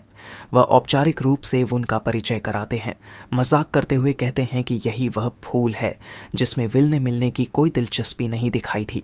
विल को अपनी पिछली बातचीत याद आ जाती है और उसे शर्मिंदगी महसूस होता है जब उसने कहा था कि उसे फूलों, घास या इसी तरह की किसी भी चीज में रुचि नहीं है। टांग वुन, जिसे टांग क्लैन का जहरीला फूल कहा जाता है, ने अपने जीवन में भारी भावनात्मक बोझ सहा था। छोटी उम्र से ही क्लैन के बुजुर्गों ने उसे खारिज कर दिया था, यह मानते हुए कि उसका एकमात्र उद्देश्य एक शक्तिशाली और कुलीन योद्धा से विवाह करना है। उन्होंने उसके पिता पर दूसरी शादी करने का दबाव डाला था, लेकिन उन्होंने हमेशा इनकार किया। वो उनने इस दर्द को अपने भीतर छुपा रखा था और यह साबित करने के लिए कड़ी मेहनत की थी कि उसका अस्तित्व कोई गलती नहीं है। उसने मार्शल आर्ट्स में उत्कृष्टता प्राप्त करने के लिए लगातार प्रयास किया, उम्मीद करते हुए कि वह क्लैन को अपनी उपयोगिता साबित कर सके। लेकिन अपनी उपयोगिता को साबित करने की जल्दबाजी में उसने अपनी आंतरिक ऊर्जा यानी ची को अत्यधिक बढ़ा दिया, जिससे वह एक जहरीले तान्विक बल की शिकार हो गई, जिसके बाद वह लंबे समय तक बेहोश रही। और जब वो जागी तो उसने अपने चारों ओर अपनी माँ, दादा और क्लैन के बुजुर्गों को पाया। उसकी माँ खुशी से रोती है और बताती है कि सभी उसके लिए कितने चिंतित थे। वुन उनकी उपस्थिति से उलझन में अपनी यादें वापस बुलाने लगती है और रो पड़ती है। वह अपनी माँ से माफ़ी मांगती है और स्वीकार करती है कि वह केवल क्लैन के लिए उपयोगी बनना चाहती थी, लेकिन इसके बजाय अपनी सारी इनर ची खो बैठी। तभी वुन के दादा उसका हाथ थाम कर कोमल स्वर में पूछते हैं कि क्या उसने यह बोझ अपने पिता और दादा की मुश्किलों के कारण उठाया। फिर बताते हैं कि उसने पहले ही 100% पॉइजनस ऊर्जा का स्तर प्राप्त कर लिया है, जिसकी वह हमेशा से कोशिश कर रही थी। दादा उसे रोना बंद करने और अपनी इस उपलब्धि का जश्न मनाने को कहते हैं। यह सुनकर वुन चौंक जाती है। वह संकोच से अपनी ऊर्जा को इकट्ठा करने की कोशिश करती है और पाती है कि यह पहले से कहीं अधिक सहजता और शक्ति के साथ बह रही है। जिज्ञासा से भरी वुन अपने दादा से पूछती है कि ऐसा कैसे हुआ। दादा उसे रोकते हुए कहते हैं कि पहले उसे एक कहानी सुननी चाहिए। वह बताते हैं कि एक युवा व्यक्ति ने न केवल उसकी जान बचाई, बल्कि उसे 1000 पॉइजनस की एनर्जी प्रदान की, जो कि सिर्फ 100 से कहीं अधिक है। जब वो उन विल को देखती है तो उसके दादा के शब्द उसके दिमाग में गूंजते हैं। वह कुछ पलों के लिए बिना पलक झपकाए विल की ओर देखती रहती है। उसकी तीव्र नज़रों के सामने विल असहज महसूस करता है, खासकर जब उसे याद आता है कि उसने पहले लीडर के साथ बातचीत में उनको घास फूस जैसे शब्दों से संबोधित किया था। अपनी गलती महसूस करते हुए विल आगे बढ़ता है और औपचारिक रूप से अपना परिचय देता है। वह उसकी सेहत में सुधार देखकर अपनी खुशी व्यक्त करता है। वो उन खुशी से मुस्कुराते हुए कहती है कि वह भी उसे देखकर बहुत खुश है। वह खुद को टांग क्लैन की जहरीली फूल के रूप में परिचित कराती है और विल का उसकी जान बचाने के लिए दिल से आभार व्यक्त करती है। साथ ही वह वादा करती है कि वह उसकी इस कृपा को कभी नहीं भूलेगी। विल उनकी सुंदरता और उज्जवल व्यक्तित्व से मंत्रमुग्ध होकर उसे देखता रहता है। तभी अचानक वह लीडर की आवाज अपने सिर में सुनता है। लीडर टेलीपैथी के माध्यम से विल से पूछते हैं कि वह क्या सोच रहा है। इस अप्रत्याशित हस्तक्षेप से विल स्तब्ध रह जाता है, जबकि लीडर अपनी शरारत जारी रखते हुए उसे चिढ़ाते हैं और कहते हैं कि वो थोड़ी पतली हो सकती है, लेकिन उसकी सुंदरता निर्विवाद है। फिर वह हल्के अंदाज में पूछते हैं कि क्या विल उनको बेहतर तरीके से जानना चाहता है। लीडर की बातों से शर्मिंदा विल कुछ नहीं कह पाता और अपने लंबे सफर की थकान मिटाने के लिए एक गर्म स्नान करने का फैसला करता है। स्नान करते हुए वह अपने थके हुए और चोटिल शरीर को देखता है और अपने 3 लार्वाओं को असामान्य रूप से आराम करते हुए पाता है। आमतौर पर वे कभी भी उसकी ओर से दूर नहीं जाते थे, लेकिन उसे याद आता है कि उसने उन्हें पहले बताया था कि गर्म पानी उन्हें नुकसान पहुंचा सकता है और उन्हें पानी की बाल्टी में आराम करने को कहा था। आश्चर्यजनक रूप से उन्होंने उसकी बात तुरंत मान ली थी, जैसे वे उसे पूरी तरह समझ रहे हों। यह विचार विल के मन में जिज्ञासा पैदा करता है कि क्या ये जीव वास्तव में उसे समझते हैं। उसे लीडर जॉय की वह बात याद आती है जिसमें उन्होंने कहा था कि लार्वा मजबूत इरादों या संकेतों का जवाब देते हैं, खासकर जब खतरे या आक्रामकता की बात हो। मजाक में विल अपने लार्वा से कहता है कि वे उसे शर्मिंदा कर रहे हैं क्योंकि वे हमेशा उसे नहाते हुए भी देखते रहते हैं। लार्वा हल्की चहचहाहट के साथ तुरंत बाल्टी में लौट जाते हैं, जैसा विल ने कहा था। उनकी इस आज्ञाकारिता और प्यारे व्यवहार को देखकर विल हंस पड़ता है। उसे जॉबी की बात याद आती है कि लार्वा स्पिरिचुअल प्राणी हो सकते हैं, इसलिए विल यह तय करता है कि वह इनके स्वभाव और विशिष्टताओं के बारे में और अधिक जानने की कोशिश करेगा। उसकी सोच फिर सियोल की वुन को लेकर की गई टिप्पणियों की ओर मुड़ जाती है, जो उसे असहज कर देती है। फिर विल तय करता है कि उसे सावधानी से कदम उठाना होगा और यहाँ तक कि टंगक्लैन की संपत्ति से जल्दी निकलने पर भी विचार करता है ताकि किसी भी जटिलता से बचा जा सके। टंगक्लैन की मीटिंग हॉल में एक महत्वपूर्ण चर्चा चल रही थी, जिसमें लीडर सियोल यह घोषणा करते हैं कि उन्होंने संपत्ति के पूर्वी हिस्से को विल को देने का निर्णय लिया है। उनके दादा इस निर्णय पर सवाल उठाते हैं और पूछते हैं कि क्या विल वाकई इस प्रकार की मान्यता और सम्मान पाने योग्य है।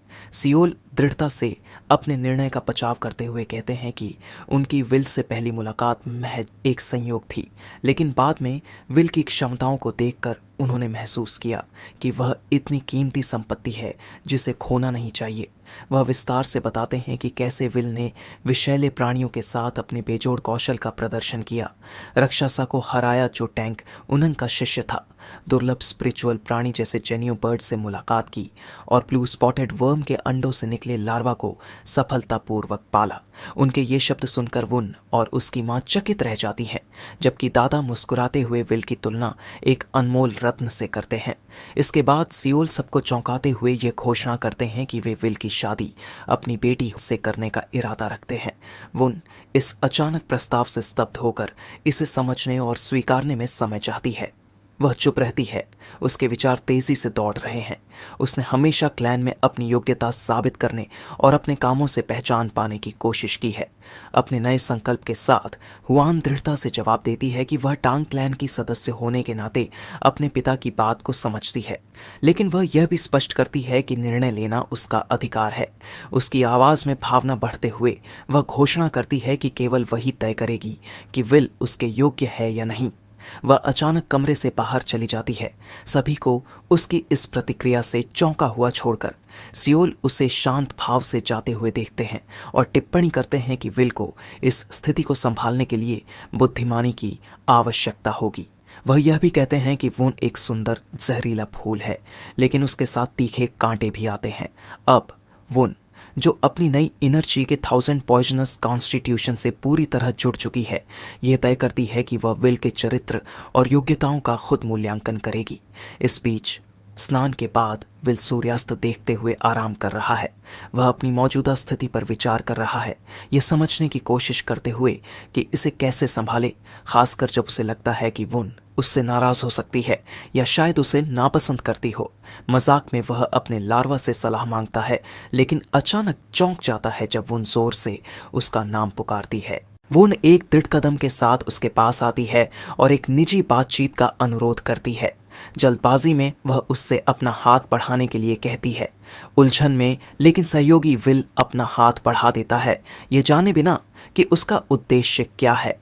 जैसे जैसे चुप्पी बढ़ती है वह और अधिक असहज और घबराने लगता है। अंत में वह कह बैठता है कि वह इस हड़बड़ी को नहीं समझ पा रहा है, ये बताते हुए कि उन्होंने मुश्किल से 5 मिनट बात की है और ऐसे मामलों में समय, विचार और गहन चर्चा की आवश्यकता होती है। वो उनकी आंखें चौड़ी हो जाती हैं और वह आश्चर्य और शर्मिंदगी महसूस करती है, क्योंकि उसे एहसास होता है कि विल ने उसकी बातों को पूरी तरह गलत समझ लिया है। उसका चेहरा गुस्से और शर्म से लाल हो जाता है। गुस्से में वह चिल्लाती है कि उसने सब गलत समझ लिया है और यह बिल्कुल भी उसका मतलब नहीं था। वह मांग करती है कि वह यह बताए कि उसने ऐसा सोचा भी कैसे। विल ने सोचा, रुको, ये तो बिल्कुल वैसा नहीं है ना? लड़की बैठे हुए विल के सामने खड़ी होती है। उनके बीच चुप्पी छाई होती है। वह हल्की सी सांस लेती है, थोड़ी नर्वस दिखती है, फिर हल्का सा मुस्कुराते हुए समझाती है कि वह चीज़ों को सुलझाने आई है। वह स्वीकार करती है कि उसकी मदद मांगने की गुजारिश को उसने गलत समझा गया हो सकता है। विल थोड़ा हैरान दिखता है, लेकिन तुरंत हंस पड़ता है, ये महसूस करते हुए कि यहाँ एक गलत फहमी हुई है। लड़की फिर अचानक आ जाने के लिए माफ़ी मांगती है, ये मानते हुए कि यह थोड़ा असभ्य था। इसे सुन विल थोड़ा सहज हो जाता है और उसकी ईमानदार बातों को ध्यान से सुनता है।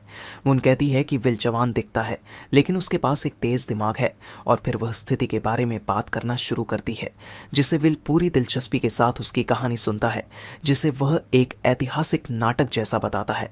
मुन खुलासा करती है कि उसके टैंक क्लैन पर अन्य क्लैन्स का लगातार दबाव है, इसलिए क्लैन हेड ने उसे उसके साथ शादी करने का निर्णय लिया। विल यह समझ जाता है कि हेड पहले ही सब कुछ सोच चुके हैं और उसकी भूमिका इस कहानी में पहले से ही तय कर दी गई है। वो माफ़ी मांगती है कि उसे यह सुनिश्चित करना पड़ा कि उसके पिता का निर्णय सही है।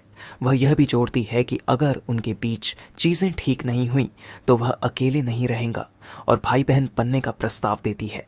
तब विल अपनी हथेली आगे करता है। वो आश्चर्यचकित और चिंतित होकर विल की इस फैली हुई हथेली की ओर देखती है। विल कहता है कि वह उसकी बात समझता है और अपनी कार्रवाइयों को परखने की पेशकश करता है।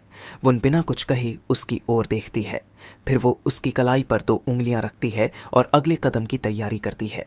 वे साथ बैठे कुछ देर हो जाती है और वह प्रक्रिया शुरू करती है और उनके चारों ओर मैजिकल एनर्जी फैल जाती है।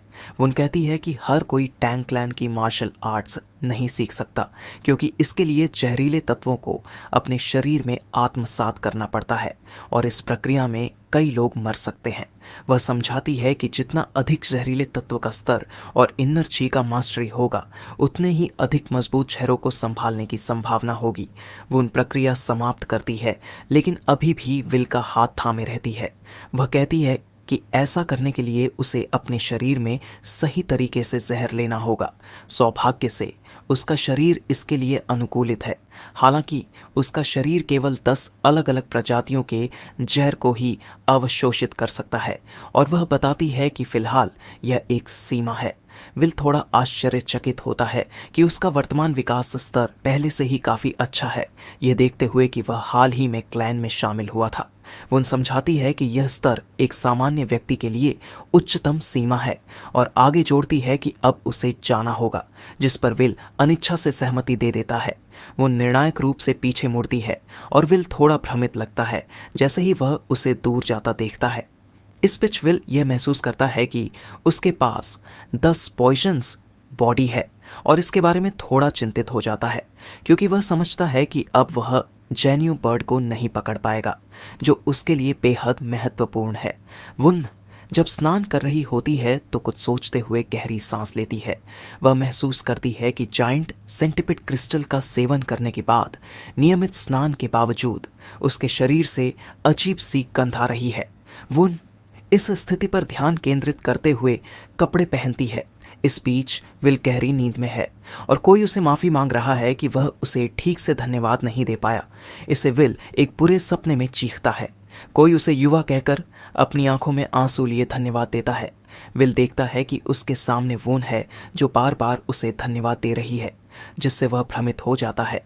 विल सोचता है कि क्या यह सपना है, लेकिन लड़की की आवाज़ जवाब देती है कि यह वास्तव में सपना नहीं है। फिर लड़की समझाती है कि उसने वुन का रूप इसलिए लिया ताकि वह डर न जाए और खुद को जायंट सेंटिपिड कहती है। उन बच्चों की माँ। लड़का हैरानी से पूछता है, क्या तुम सच में एक सेंटिपिड हो? तभी कुछ छोटी लड़कियां दौड़कर उसे खुशी से गले लगाती है। वह सोचता है कि ये छोटी लड़कियां सेंटिपिड की संतान हैं और सोचता है कि क्या ये सभी लड़कियां हैं। फिर वो सोचता है कि वे उसके सपने में क्या कर रही हैं। तब सेंटिपिड बताती है कि उसकी मृत्यु हो गई थी और उसने अपने बच्चों को पीछे छोड़ दिया, जिस वजह से उसकी आत्मा क्रिस्टल में तब तक कैद रही जब तक उसका गुस्सा शांत नहीं हुआ। यह आत्मा अब भी लड़की के शरीर में मौजूद है क्योंकि उसने उसका क्रिस्टल निगल लिया था। लेकिन एक दिन उसने अपने गुस्से से छुटकारा पाने का तरीका ढूंढ लिया और यहाँ आ गई। विल वजह पूछता है तो सेंटिपिड जवाब देती है, क्योंकि तुमने मेरे बच्चे मेरे पास लाए। वह महसूस करता है कि वह कारण है जिसकी वजह से वह टंग क्लैन के हाथों मारी गई। वह दुख के साथ कहता है कि उसने ऐसा जानबूझकर नहीं किया, लेकिन फिर भी वह सेंटिपिड की मृत्यु में शामिल हो गया। वह हल्के से मुस्कुराती है, अपनी आंखें बंद करती है, जबकि उसके चेहरे पर समझ और सुलह के भाव हैं। वह विल से कहती है कि अगर वह दोषी महसूस करता है तो उसकी एक आखिरी गुजारिश को पूरा करे। विल तुरंत जवाब देता है, ठीक है, मैं कुछ भी करूंगा। सेंटिपिड उससे कहती है कि वह उसके बच्चों का तब तक ख्याल रखे जब तक वे बड़े न हो जाएं। तब विल कहता है कि क्या सेंटिपिड के बच्चों को बढ़ने से पहले अपनी माँ के शरीर में 2 बार मोल्टिंग से गुजरना नहीं पड़ता है, जिसका जवाब सेंटिपिड देती है कि ये बच्चे सामान्य कीड़ों की तरह नहीं हैं। वह आगे समझाती है कि मोल्टिंग से पहले बच्चे उसकी क्रिस्टल से ऊर्जा लेते हैं और फिर अन्य प्राणियों की ऊर्जा को अवशोषित करना शुरू करते हैं। तब विल को एहसास होता है कि बच्चों को वुन के क्रिस्टल के पास होना जरूरी है और वह इस बारे में चिंतित हो जाता है। तब सेंटिपिड स्वीकार करती है कि उसने वुन पर, जिसने उसका क्रिस्टल अवशोषित किया, बदला लेने के लिए शाप डाला था। विल यह जानकर चौंक जाता है कि शायद वुन से एक भयानक गंध इसी वजह से आ रही है। सेंटिपिड गुस्से में कहती है कि उसने यह शाप जानबूझकर डाला ताकि वुन किसी आदमी के साथ न रह सके और संतान न पैदा कर सके। यह सुनकर विल और भी हैरान हो जाता है। सेंटिपिड समझाती है कि वह शाप हटा सकती है अगर वह उसके बच्चों को अपनी इनर ची से पोषण दे। इसके अलावा यह वुन का दिल जीतने में उसकी मदद करेगा। फिर विल सोच समझकर सेंटिपिड के इस सुझाव का जवाब देता है। वह जोर देकर कहता है कि वह वुन की स्थिति का फायदा उठाने का विचार पसंद नहीं करता। तब सेंटिपिड हल्के से मुस्कुराती है और विल की नोबिलिटी को स्वीकार करती है। वह पूछती है कि वह क्या करने जा रहा है और बताती है कि वुन अपने साथ एक मजबूत आदमी चाहती है। तब विल को एहसास होता है कि वह उसका क्रिस्टल्स और लेजेंडरी पॉइजन्स नहीं ले सकता, क्योंकि उसका जहर वुन ने पहले ही अवशोषित कर लिया है, जिससे वह भ्रमित हो जाता है। वह कहता है कि उसके पास एक अच्छा विचार है। सेंटिपिड हैरानी से पूछती है, क्या यह सच है? विल आत्मविश्वास से कहता है, तुम्हें बस मुझ पर भरोसा करना है, और जोड़ता है कि योजना सफल होनी चाहिए। फिर विल और वुन छत पर बैठे पिछले दिन की घटनाओं पर चर्चा कर रहे हैं। वुन चिंतित दिखती है और कहती है कि अब उसे एहसास हुआ कि सेंटिपिड क्रिस्टल के कारण उसकी गंध खराब हो गई है, जिस पर विल एक समाधान सुझाता है। बेबी सेंटिपिड को कुछ दिनों तक उसके पास रहने देने का, ताकि गंध अपने आप गायब हो जाए। इसे वुन शर्मिंदा महसूस करती है और अपने शब्दों के लिए माफ़ी मांगती है। वह देखती है कि विल ने उसे बहुत महत्वपूर्ण जानकारी दी है और सोचती है कि क्या वह बदले में कुछ मांगेगा। विल मुस्कुराता है और कहता है, सुनो, मैं इतना भयानक नहीं हूं कि किसी लड़की की परेशानी का फ़ायदा उठाऊं। इन शब्दों को सुन वह थोड़ा विचारशील दिखती है और कहती है कि वह हर समय मदद स्वीकार नहीं कर सकती। फिर वह अपने पिता के शब्दों पर विचार करना शुरू करती है और महसूस करती है कि जीवन में मार्शल आर्ट्स की उपलब्धियों से ज़्यादा मूल्यवान चीज़ें भी हैं। तभी विल वुन से कहता है कि वह भी कुछ महत्वपूर्ण के बारे में सोच रहा है। वुन पूछती है कि उसका मतलब क्या है। विल को याद आता है कि उसने उसे बताया था कि वह केवल 10 प्रकार के जहर को अवशोषित कर सकता है। तो इस मामले में विल ने फैसला किया था कि वह 10 लेजेंडरी बीस्ट्स के जहर को अवशोषित करेगा। वुन आश्चर्य से हस्तक्षेप करती है और पूछती है, क्या तुम वाकई लेजेंडरी क्रीचर्स के जहर की बात कर रहे हो? वुन सोच में पड़ जाती है और सवाल करने लगती है कि विल उसके लिए सबसे अच्छा बनने की कोशिश क्यों कर रहा है। वुन को गलतफहमी हो जाती है कि पहली बार उसे इस तरह किसी लड़के से प्यार का इजहार मिला है जिससे वह भ्रमित हो जाती है। विल और वुन एक दूसरे की ओर चुपचाप और गहराई से देखते हैं। अगले ही पल वुन यह समझने की कोशिश करती है कि क्या विल ने सच में वही कहा जो वह सोच रही है। विल हंसकर कहता है, नहीं, ऐसा नहीं है। तब वुन बिल से कहती है कि उसका आगे का रास्ता बेहद कठिन होगा और यह संभव है कि इसमें दशकों या पूरी जिंदगी लग जाए। विल सोचता है कि क्या यह सच में इतना गंभीर है। तभी अचानक वुन शर्मिंदा होकर अपना चेहरा हाथों से ढक लेती है और अपने भावों को छिपाने की कोशिश करती है। फिर अपने विचारों को इकट्ठा करने के बाद वुन स्पष्ट करती है कि विल अभी 15 साल का है और उसके पास वयस्क होने के लिए 3 साल बचे हैं। उसकी शर्मिंदगी और बढ़ जाती है जब वह यह समझाना जारी रखती है कि इन 3 वर्षों में विल को कम से कम एक लेजेंडरी क्रीचर का जहर अवशोषित करना होगा ताकि वह टेस्ट पास कर सके। आगे कहती है कि यह टेस्ट जरूरी है ताकि वह उसके साथ रह सके, इस ओर संकेत देते हुए कि यह उनकी शादी से जुड़ा है। वह स्पष्ट रूप से नर्वस है और उसकी शर्मिंदगी चरम पर पहुंच जाती है। फिर वह निर्णायक रूप से घोषणा करती है कि वह विल के लिए चीयर करेगी, लेकिन उसकी शर्मिंदगी उसे वहां से भागने पर मजबूर कर देती है, जिससे विल हैरान रह जाता है। विल भ्रमित होकर उसे रोकने की कोशिश करता है, लेकिन नाकाम रहता है क्योंकि वुन पहले ही भागते हुए कह रही है कि उसे जाना होगा।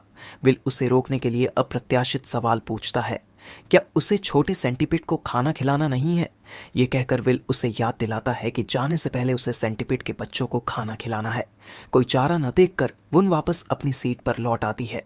फिर विल छोटे जीवों को अपने हाथों में पकड़ता है और वुन को आश्वस्त करता है कि वे काटते नहीं हैं। इस बीच वुन शर्मिंदा महसूस करती है, लेकिन धीरे धीरे अपने आप को शांत करने लगती है। जबकि विल इन छोटे जीवों से सावधानी पूर्वक बात करता है और उन्हें बच्चे कहकर पुकारता है। उनमें से एक प्यारी आवाज निकालता है। तब विल उनसे कहता है, मम्मी के पास जाओ और फिर डैडी के पास वापस आओ, जिससे वुन और भी शर्मिंदा हो जाती है, जिसे देखकर वह घबराकर सफाई देता है कि उसने बस गलती से यह कह दिया क्योंकि ये जीव अभी छोटे बच्चे हैं। इस बीच बुजुर्ग चर्चा करते हैं कि विल का असामान्य स्वभाव उनकी बेटी वुन के लिए स्पष्ट रूप से ध्यान देने योग्य है, जो उन्हें चिंतित कर रहा है। वुन के दादा का मानना है कि विल और वुन के बीच कुछ चल रहा है, लेकिन उसकी मां का सोचना है कि वुन ने उसे ठुकरा दिया है। थोड़ी देर के बाद क्लैन हेड यानी वुन के पिता लंबी सांस लेकर कहता है कि वह उनके रिश्ते को मजबूर नहीं करना चाहता, इसलिए सुझाव देता है कि वुन को विल को ट्रेनिंग देनी चाहिए ताकि वे एक दूसरे के करीब आ सके। जबकि वुन की मां सुझाव देती है कि विल की स्थिति काउंसिल ऑफ एल्डर्स के माध्यम से ऊंची की जाए ताकि वह वुन की नजरों में ऊंचा उठ सके, जिस पर दादाजी कहते हैं कि विल की स्थिति को ऊंचा करना वुन की नजरों में उसकी छवि सुधारने में मदद कर सकता है। लेकिन वुन के पिता का मानना है कि उनकी बेटी के स्वभाव के कारण इससे विल को कोई फायदा नहीं बल्कि नुकसान होगा। दादाजी बेटे की बात से सहमत होते हैं और इस पर विचार करते हुए रुक जाते हैं। इस बीच वुन एल्डर्स रूम के दरवाजे के सामने खड़ी होती है, एक महत्वपूर्ण बातचीत के लिए तैयार। वह अपने पिता को पुकारती है, जिससे वहां मौजूद लोग हैरान हो जाते हैं क्योंकि किसी ने उम्मीद नहीं की थी कि वह ऐसे समय पर आएगी। उसके पिता उसे अंदर आने के लिए कहते हैं। तब वो झिझकते हुए दरवाज़ा खोलती है, अपनी घबराहट को दिखाते हुए। वह अंदर प्रवेश करती है। उसका चेहरा लाल हो चुका है। वह चारों ओर देखती है और सभी को इकट्ठा देखकर चौंक जाती है। उसकी नर्वसनेस बढ़ जाती है। फिर किसी तरह वह घोषणा करती है कि वह बात करने आई है, जिससे वहां मौजूद सभी का ध्यान उसकी ओर खींच जाता है। शर्मिंदगी से वह विल के बारे में बात शुरू करती है, लेकिन अपनी झिझक के कारण वह अपनी बात पूरी नहीं कर पाती। फिर बड़े प्रयास के साथ वह कहती है कि वह अपने पिता के आदेश का पालन करेगी, अपना दृढ़ संकल्प दिखाते हुए। उसके पिता उसकी बातों से हैरान रह जाते हैं क्योंकि उन्होंने इतनी भावनात्मक प्रतिक्रिया की उम्मीद नहीं की थी। पिता उनसे पूछते हैं कि वह किस बारे में बात कर रही है, जबकि माँ को लगता है कि उनकी बेटी किसी लड़के से प्यार कर बैठी है। इस बीच वुन चुप रहती है। उसका चेहरा शर्मिंदगी के कारण और भी लाल हो जाता है। उसे समझ नहीं आता कि वह क्या जवाब दे। माँ उसकी स्थिति देखकर खुशी जाहिर करती है और सुझाव देती है कि शायद विल को वुन पसंद आ गई हो। तब वुन समझाने की कोशिश करती है कि ऐसा नहीं है, लेकिन वह और अधिक उलझी और शर्मिंदा दिखती है। फिर वह बताती है कि विल ने खुद को बेहतर इंसान बनाने और उसके लिए कुछ खास करने की कसम खाई है। पिता इस बात में गहरी रुचि लेते हैं और स्थिति के बारे में अधिक जानना चाहते हैं। इसलिए वुन समझाती है कि विल अब 10 पॉइजन्स के स्तर पर है और वह 10 लीजेंडरी क्रिएचर्स के जड़ को अवशोषित करना चाहता है। इसे दादाजी विल की महत्वाकांक्षा और दृढ़ संकल्प की प्रशंसा करते हुए हंसने लगते हैं। जबकि वुन कबूल करती है कि उसने विल से वादा किया था कि उनकी शादी तभी होगी जब वह एज सेरोमनी से पहले यह परीक्षा पास कर लेगा। माँ उसकी बात सुनकर मुस्कुराती है और कहती है कि लड़का काफ़ी जिद्दी है और अपनी मंशा को साबित करना चाहता है। वुन उनसे पूछती है कि क्या वे समझते हैं कि उसने विल को ऐसी शर्तें क्यों दी। तब पिता हंसते हुए सुझाव देते हैं कि उसे सिर्फ 3 लीजेंडरी प्राणियों के जर पर समझौता करना चाहिए था, क्योंकि उनकी बेटी इससे ज्यादा की हकदार है। माँ को एहसास होता है कि वुन अभी पुरुषों के साथ बातचीत करना सीख रही है। वुन शर्तें बदलने का प्रस्ताव रखती है, लेकिन माँ सलाह देती है कि सब कुछ वैसे ही रहने दें, यह कहते हुए कि विल की भावनाएं उसके प्रयासों से सामने आएंगी। फिर दादाजी तय करता है कि वे विल को भावी दामाद की तरह मानेंगे, लेकिन यह दिखावा करेंगे कि उन्हें उनकी शर्त के बारे में कुछ पता नहीं है। वह यह भी जोड़ता है कि अगर युवक कड़ी मेहनत करता है तो वह उनके परिवार का हिस्सा बन सकता है। वह इस निर्णय से चकित लेकिन खुश होती है। उसके आत्मविश्वास में वृद्धि होती है। जबकि दूसरी तरफ फूलों से लदे पेड़ों के नीचे विल्सेंटीपिट लड़की का हाथ थामे हुए होता है। लड़की उसकी हिम्मत और भरोसे की भावना से आश्चर्यचकित होती है, जबकि विल खुशी से हंसते हुए कहता है कि हिम्मत उसका मध्य नाम है जो उसे प्रभावित करता रहता है। फिर सेंटीपिट मानती है कि उसका क्रोध अब कम हो गया है और उसे ऐसा लगता है कि उसका समय अब समाप्त होने वाला है। विल उसकी बात समझता है और थोड़ा चौंकता है, ये महसूस करते हुए कि क्या हो रहा है, यह कितना महत्वपूर्ण है। पास खड़े बच्चे जिज्ञासा से उन्हें देख रहे हैं। लड़की सुझाव देती है कि अगर विल की कोई मांग है तो वह उसे बता दे। विल घबराता है और सोचने के बाद अपनी बात कहता है। वह पूछता है कि क्या वह लड़की के शरीर को देख सकता है, जिससे लड़की चौंक जाती है, लेकिन सहमत हो जाती है, यह सोचते हुए कि विल भी एक पुरुष है। वह अपने कुछ कपड़े उतारने के लिए तैयार होती है, ये सोचते हुए कि लोग अपनी इच्छाओं के सामने कमज़ोर होते हैं। अचानक विल पूछता है कि क्या उसे अपने कपड़े उतारने की ज़रूरत है। दोनों शर्मिंदा हो जाते हैं। बच्चे अपनी आंखें बंद कर लेते हैं, ये सुनकर कि कपड़े उतारने की ज़रूरत नहीं है, लेकिन विल जोर देकर कहता है कि उन्होंने गलत समझा। विल समझाता है कि वह लड़की की असली रूप देखना चाहता है, जिससे वह भ्रमित हो जाती है। वह घबराहट में सहमत हो जाती है। अचानक वहां ऊर्जा का विस्फोट होता है और एक विशालकाय काली सेंटीपिड, जिसके जलते हुए लाल आंखें हैं, प्रकट होती है, जबकि उसे देख विल चुका हुआ है। फिर वह सेंटीपिड के आकार को देखकर हैरान और खुश हो जाता है और उससे छूने की अनुमति मांगता है। यह सुनकर सेंटीपिड को शर्मिंदगी होती है, लेकिन वह पहले ही अनुमति दे देती है। विल उससे उसके शरीर के बारे में पूछता रहता है और विभिन्न हिस्सों को छूने की अनुमति मांगता है। वह पूछता है कि जर कितना ताकतवर है और वह अपने आसपास की चीज़ों को कैसे देखती है। वह जवाब देती है कि वह अपनी आंखों से देखती है। फिर विल सेंटीपिड के फैंक्स को छूना चाहता है, लेकिन सेंटीपिड सोचती है कि यह खतरनाक हो सकता है। फिर भी विल इस बात पर नाराज होते हुए कहता है कि उसने पहले ही उसके अनुरोध को स्वीकार कर लिया है, जिस वजह से ना चाहते हुए वह विल का अनुरोध पूरा करती है, लेकिन अपने बच्चों की सुरक्षा को लेकर चिंतित रहती है। इस दौरान विल किसी ठरकी की तरह सेंटीपिड के कवच की चमक की प्रशंसा करता है। अगले दिन क्लैन लीडर विल को बड़े ही ध्यान से देखता है। फिर विल को सूचित करता है कि वुन ने उन्हें सब कुछ बता दिया है और अब वह उसके दामाद है। तब विल हैरानी टिप्पणी करता है कि उसकी शादी 3 वर्षों में होनी है, जिस पर वुन के पिता सहमति जताते हैं और कहते हैं कि यह डिसाइड हो चुका है जब वह वयस्क हो जाएगा। विल की सास खुशी खुशी उसका स्वागत करती है और खुश होती है, जबकि दादाजी कहता है कि अब जब वुन ने अपना जीवन साथी चुन लिया है तो उनके परिवार का भविष्य उज्जवल होगा। इस बीच विल यह जानकर चौंक जाता है कि वुन ने वास्तव में उसे चुना है। वह सोचता है कि यह शादी अधिकतर एक अरेंज मैरिज शादी है, क्योंकि वुन ने इसके लिए शर्त रखी थी। वह सोचता है कि उसे वुन के साथ सामंजस्य बैठाना होगा। फिर वह सबको कहता है कि उसका ध्यान रखें। सभी परिवार के सदस्यों के साथ एक ही मेज पर बैठकर वुन के पिता कहते हैं कि यह समय कुछ शुरू करने का है और हर कोई सहमत हो जाता है। विल इस सब पर थोड़ा उलझन में है। तब उनके पिता बताते हैं कि उन्हें तांग क्लान के मार्शल आर्ट्स सीखने से पहले उसे कुछ महत्वपूर्ण दिखाना है। विल ये सोचता है कि वह क्या हो सकता है। वो उनके पिता और दादा हंस रहे हैं। माहौल आरामदायक लगता है। फिर वो उनके पिता 10,000 छरों के मंदिर के बारे में बात करते हैं और विल को यकीन दिलाते हैं कि उसे यह पसंद आएगा। परिवार मंदिर की ओर चलता है और कोई टिप्पणी करता है कि वे इस पल का इंतजार कर रहे थे। परिवार के मुखिया यानी दादाजी विल को बताते हैं कि मंदिर के मैदान में प्रवेश करने से पहले पूरे परिवार के इकट्ठा होने की परंपरा है। विल उत्साह से जवाब देता है कि वह भी उत्साहित है, क्योंकि वह जानता है कि 10,000 झारों का मंदिर वह स्थान है जहां विभिन्न प्रकार के झर एकत्र किए गए हैं। वह इस सोच से उत्साहित होता है कि आगे क्या होने वाला है। अचानक विल की नज़र वुन की तरफ जाती है। तब वह यह समझने की कोशिश करता है कि वह ऐसा क्यों कर रही है। तभी वुन ताज़ी हवा में सांस लेती है और विल मन ही मन कहता है, हे भगवान। विल मन ही मन उसके द्वारा कही गई बातों को याद करता है और यह जोड़ता है कि जो दृश्य उसके सामने है वह बेहद से सुंदर है। तभी वह वुन के माता पिता को हंसते हुए पता है तो उसे समझ नहीं आता कि क्या हो रहा है। वह आश्चर्य से प्रतिक्रिया करता है। पिता नोटिस करते हैं कि विल की नज़रें वुन के चेहरे पर खड़ी हुई हैं और मजाक में कहते हैं कि वह वुन से प्यार कर रहा है। फिर विल को खुद को संभालने की याद दिलाई जाती है, जिस पर वह शर्मिंदा होकर सहमत हो जाता है। कुछ समय बाद समूह मंदिर के मैदान में एक बड़े भवन के पास पहुंचता है, जहां कई गार्ड पहले से तैनात होते हैं। आगे 2 मजबूत गार्ड खड़े होते हैं जो ध्यान से सब पर नजर रखते हैं। सामने खड़ा एक गार्ड दादाजी का स्वागत करता है। तब दादाजी गार्ड को बताते हैं कि वह अपने दामाद को 10,000 झरों के मंदिर दिखाने आए हैं। इस बीच विल सुरक्षा के इस स्तर को देखकर चौंक जाता है। वह गार्ड गेट खोलने का आदेश देता है और गार्ड भारी गेट को खोलना शुरू करते हैं।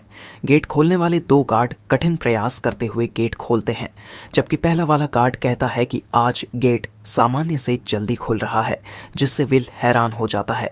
गार्ड उन्हें अंदर आने का निमंत्रण देता है। क्लैन हेड मुस्कुराते हुए विल से कहते हैं, चलो। फिर वह बताते हैं कि यह गेट एक दुर्लभ धातु से बना है और इसे खोलना एक बड़ा सम्मान है। इन सभी चीज़ों से विल आश्चर्यचकित और उलझन में है। विल और उसके साथी उस स्थान पर पहुंचते हैं। क्लैन हेड घोषणा करते हैं, हम स्थान पर आ गए हैं। विल हैरानी से नोटिस करता है कि यही वह स्थान है जहां टांग क्लैन के सभी चर रखे गए हैं। दादाजी उसे बताते हैं कि यह 10,000 झारों का हॉल है और विल को किसी भी चीज़ को छूने से मना करते हैं। विल पूछता है कि क्या इनमें से कोई झर औषधीय है, जिस पर उसे बताया जाता है कि यहाँ कई प्रकार के झर हैं, जिनमें लकवाग्रस्त करने वाले और क्षमता बढ़ाने वाले झर शामिल हैं। फिर क्लैन हेड सुझाव देता है कि वुन उसे सभी झरों के बारे में बताए, क्योंकि इससे विल को वुन के प्रति सहानुभूति महसूस करने में मदद मिलेगी। वुन अपने पिता के इस प्रस्ताव से उलझन में है, लेकिन वह सहमत हो जाती है और विल की ओर मुड़ती है, जो खुद भी थोड़ा परेशान दिखता है। वुन विल का हाथ पकड़ती है और दूर ले जाते हुए कहती है कि वह उसे हॉल में रखे झरों के बारे में सब कुछ दिखाएगी और बताएगी। वुन समझाती है कि यह झर मार्शल कलाकारों के लिए सबसे खतरनाक है। इसे सांस के साथ अंदर लेने से तुरंत एनर्जी खत्म हो जाती है। वह यह भी बताती है कि यहाँ आत्मा को नष्ट करने वाले, खून को घोलने वाले और आत्मा को यातना देने वाले झर हैं। अचानक वुन गंभीर होते हुए कहती है कि इन सभी झरों में से एक झर अपनी शक्ति के लिए सबसे अलग है।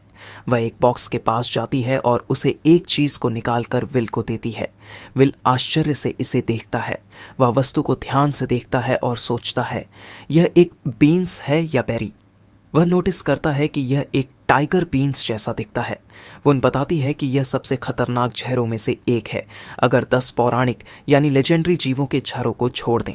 विल उस फल को पकड़ता है जो टांग क्लैन का प्रतीक है। वह आश्चर्य से दोहराता है, कास्टर सीड। समझाया जाता है कि यह झर राइसन है, जो एक घातक पौधों का जहर है, जिसे अम्ब्रेला असैसिनेशन के लिए जाना जाता है।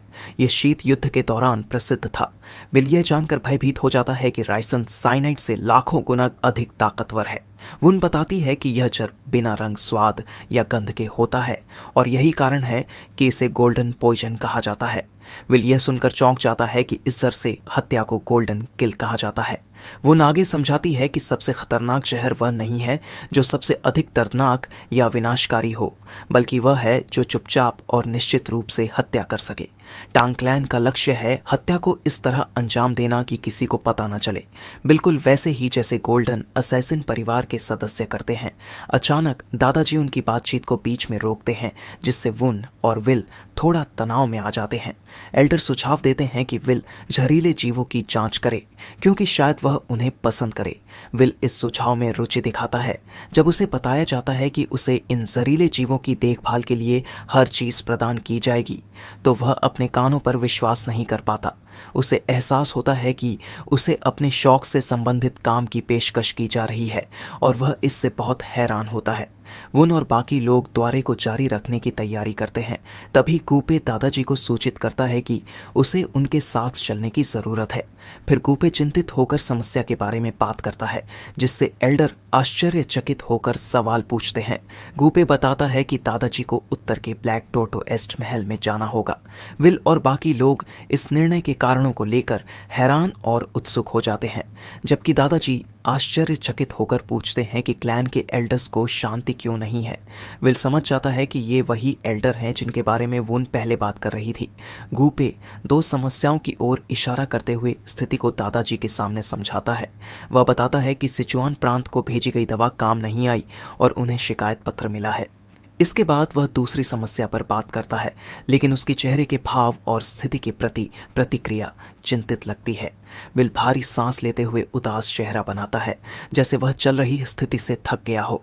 दादाजी को यह पसंद नहीं आता कि अफवाहें इतनी जल्दी फैल गईं। एल्डर विल को उनके साथ आने के लिए कहते हैं और लड़का घबराते हुए सहमति देता है। समूह उत्तर के ब्लैक टोटोइस्ट महल की ओर बढ़ता है। जब वे वहां पहुंचते हैं तब एक एल्डर ऊंची आवाज में दादाजी को बुलाता है, जिससे माहौल गंभीर हो जाता है। वह इस बात पर गुस्से में है कि एक महत्वपूर्ण निर्णय बिना चर्चा के कर लिया गया और आश्चर्य प्रकट करता है कि वुन एक बेघर अनाथ से शादी क्यों करना चाहती है।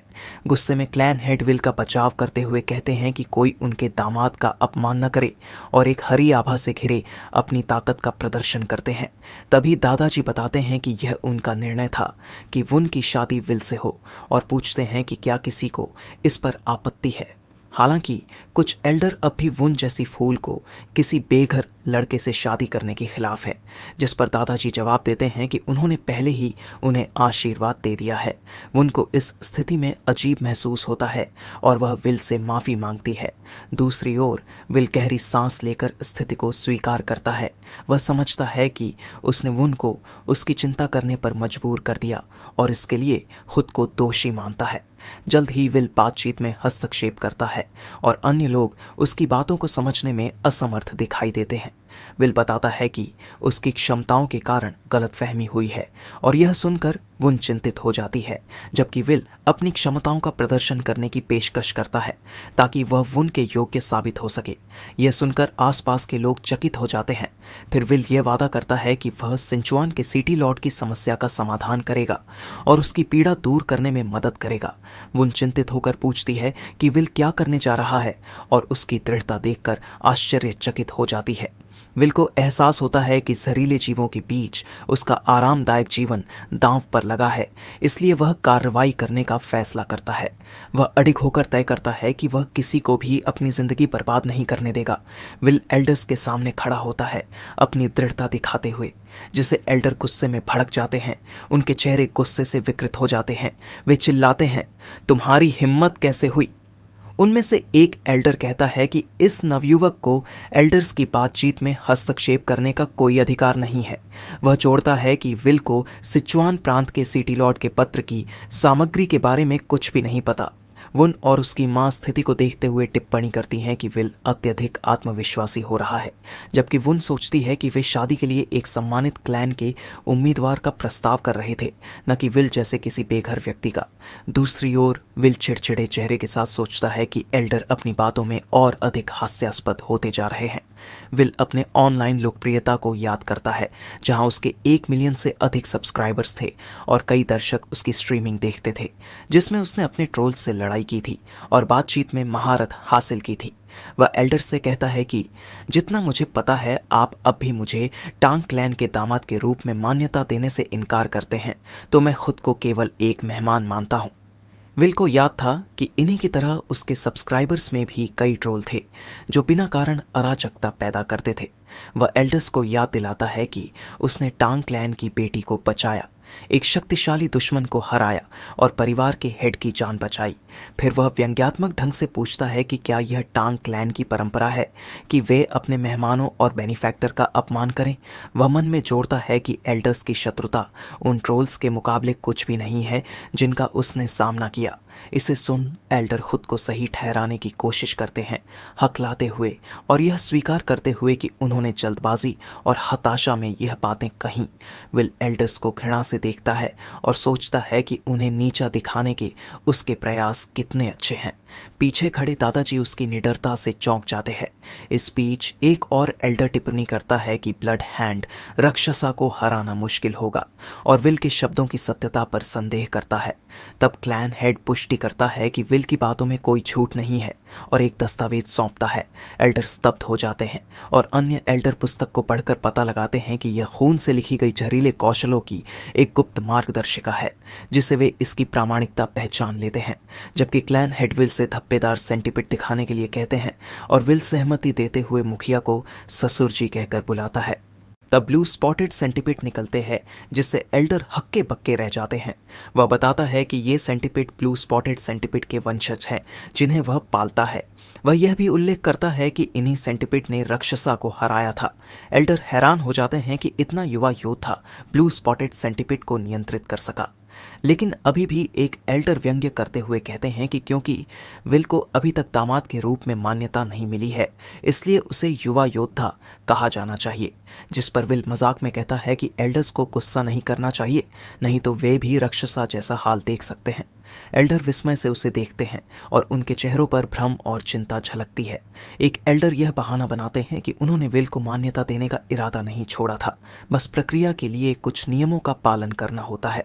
इस सब से थक कर दादाजी तय करते हैं कि दामाद के मामले को अभी टाल दिया जाए, लेकिन 10,000 छारों के हॉल में प्रवेश का मुद्दा उठाते हैं, जिस पर भी एल्डर अपनी टांग बीच में करते हुए तर्क देते हैं कि विल अभी परिवार का पूर्ण सदस्य नहीं है और उसकी उम्र उसे इतनी बड़ी जिम्मेदारी सौंपने के लिए उपयुक्त नहीं है। इसे दादाजी सहमत होते हैं कि हॉल में प्रवेश एक गंभीर मामला है, लेकिन समाधान सरल बताते हैं कि वह विल से उसकी क्षमताओं का प्रदर्शन करने को कहते हैं। विल तुरंत सहमति जताता है और कहता है कि वह टांग क्लैन के तरीकों का उपयोग करके अपनी योग्यता साबित करेगा। जहर का उपयोग करने की बात सुनकर एल्डर चौंक जाते हैं, यह सोचकर कि इसका क्या परिणाम हो सकता है। एक एल्डर घबराकर पूछते हैं कि क्या विल सिटी लॉर्ड को झर देने की योजना बना रहा है। हालांकि दूसरे एल्डर उन्हें आश्वस्त करते हैं कि यह सिर्फ एक इलाज होगा। विल थोड़ा भ्रमित होकर स्पष्ट करता है कि क्या उसने सही समझा है, यह मानते हुए कि टांग क्लैन में कुछ भी सीधे और अपेक्षित तरीके से नहीं होता। अगले दिन विल और दादाजी बाहर मिलते हैं, आगे के प्रशिक्षण के लिए तैयार। एल्डर विल को बताते हैं कि वह अब टांग क्लैन की तकनीक, जिसे 5 रिटर्निंग पॉइजन्स कहा जाता है, सीखना शुरू करेगा। इससे विल उत्साहित हो जाता है और सोचता है कि क्या प्रशिक्षण में शारीरिक अभ्यास भी शामिल होगा। दादाजी बताते हैं कि नहीं, मार्शल आर्ट्स सीखते समय शरीर स्वाभाविक रूप से तकनीकों के अनुकूल हो जाता है। वह यह भी बताते हैं कि टांग क्लैन व्यावहारिकता को प्राथमिकता देता है, इसीलिए सीखी गई तकनीकों का वास्तविक जीवन स्थितियों में उपयोग होगा। फिर वे विभिन्न छिपे हुए हथियार दिखाते हैं जिनमें शूरिकेन्स और चाकू शामिल है। वे बताते हैं कि वे सिक्के, डार्ट्स, पाउडर और छिपे हुए खंजर और चाकुओं से शुरू करेंगे।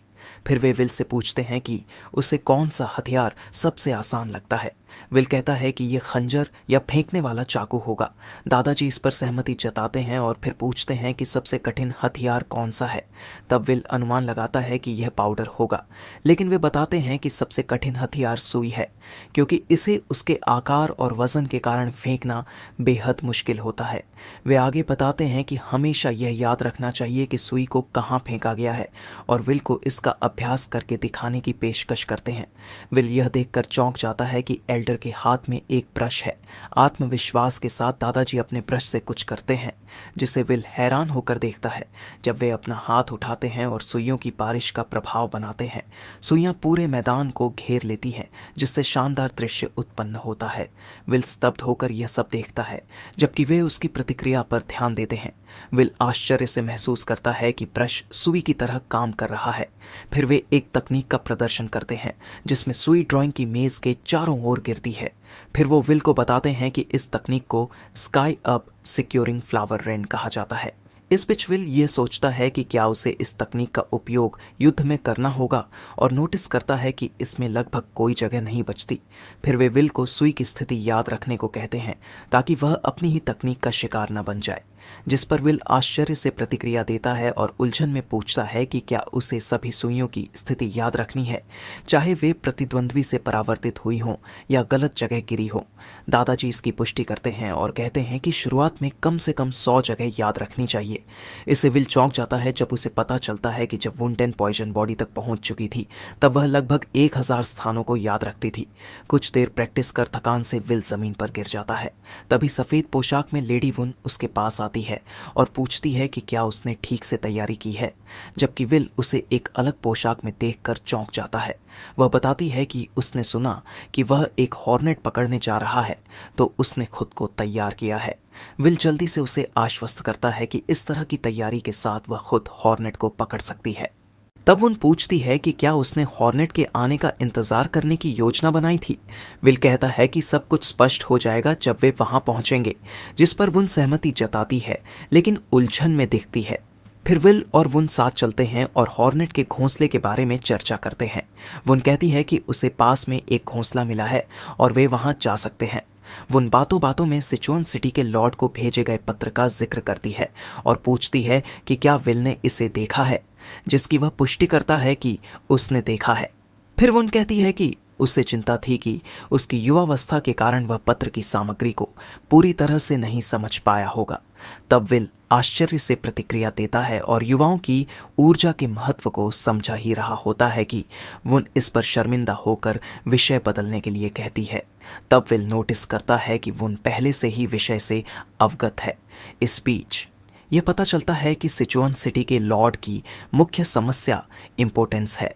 वुन मजाक में कहती है कि विल अपनी उम्र के हिसाब से बहुत अधिक जानता है, जो थोड़ा संदिग्ध है, जिस पर विल शर्मिंदा होकर जल्दी से आगे बढ़ने का सुझाव देता है और बातचीत टालने की कोशिश करता है। वे दोनों जंगल से गुजरते हैं, शांत और ध्यान केंद्रित रहते हैं जब तक कि वे जगह पर नहीं पहुंचते। अचानक विल एक छोटे से छिपकली को देखता है और उत्साह से उसकी ओर दौड़ता है, जबकि वुन उसे खींचते हुए तलाश जारी रखती है। आखिरकार वे अपनी मंजिल पर पहुंचते हैं और वुन विल से कहती है कि वे सही जगह पर आ गए हैं। वे एक गुफा के सामने खड़े होते हैं और वुन पुष्टि करती है कि यही वह जगह है। फिर वुन विल से पूछती है कि यह मधुमक्खियों के बिना छत्ता क्यों कहा जाता है। विल समझाना शुरू करता है, ये बताते हुए कि भले ही वे हॉर्नेट्स की तलाश में थे, लेकिन वे उन्हें पकड़ने नहीं जा रहे। इसे वुन चकित होकर पूछती है कि विल क्या कहना चाहता है। विल बताने की बजाय गुफा की ओर बढ़ता है, जिसके पीछे उसका लक्ष्य छिपा है। फिर अंदर की ओर देखते हुए विल बताता है कि वह जहरीला कीट जिसे वे खोज रहे हैं आमतौर पर कमजोर और छोटे छत्तों में पाया जाता है। वुन उस जहरीले कीड़े के बारे में पूछती है जो छत्ते में रहता है। विल उसकी बात की पुष्टि करता है। विल खुश होकर देखता है कि इस छत्ते में वही है जो वे खोज रहे हैं। विल खुशी से चिल्लाते हुए कुछ पकड़ता है। वुन हैरानी से उसे देखती है। वुन अनुमान लगाती है कि यह कौन सा कीट है और विल पुष्टि करता है कि यही वह है जिसे वे खोजने आए थे। विल एक छोटे से कीट को उठाकर दिखाता है और कहता है कि यही वह चीज़ है जो सिचुअन सिटी के लॉर्ड की समस्या का समाधान करेगी।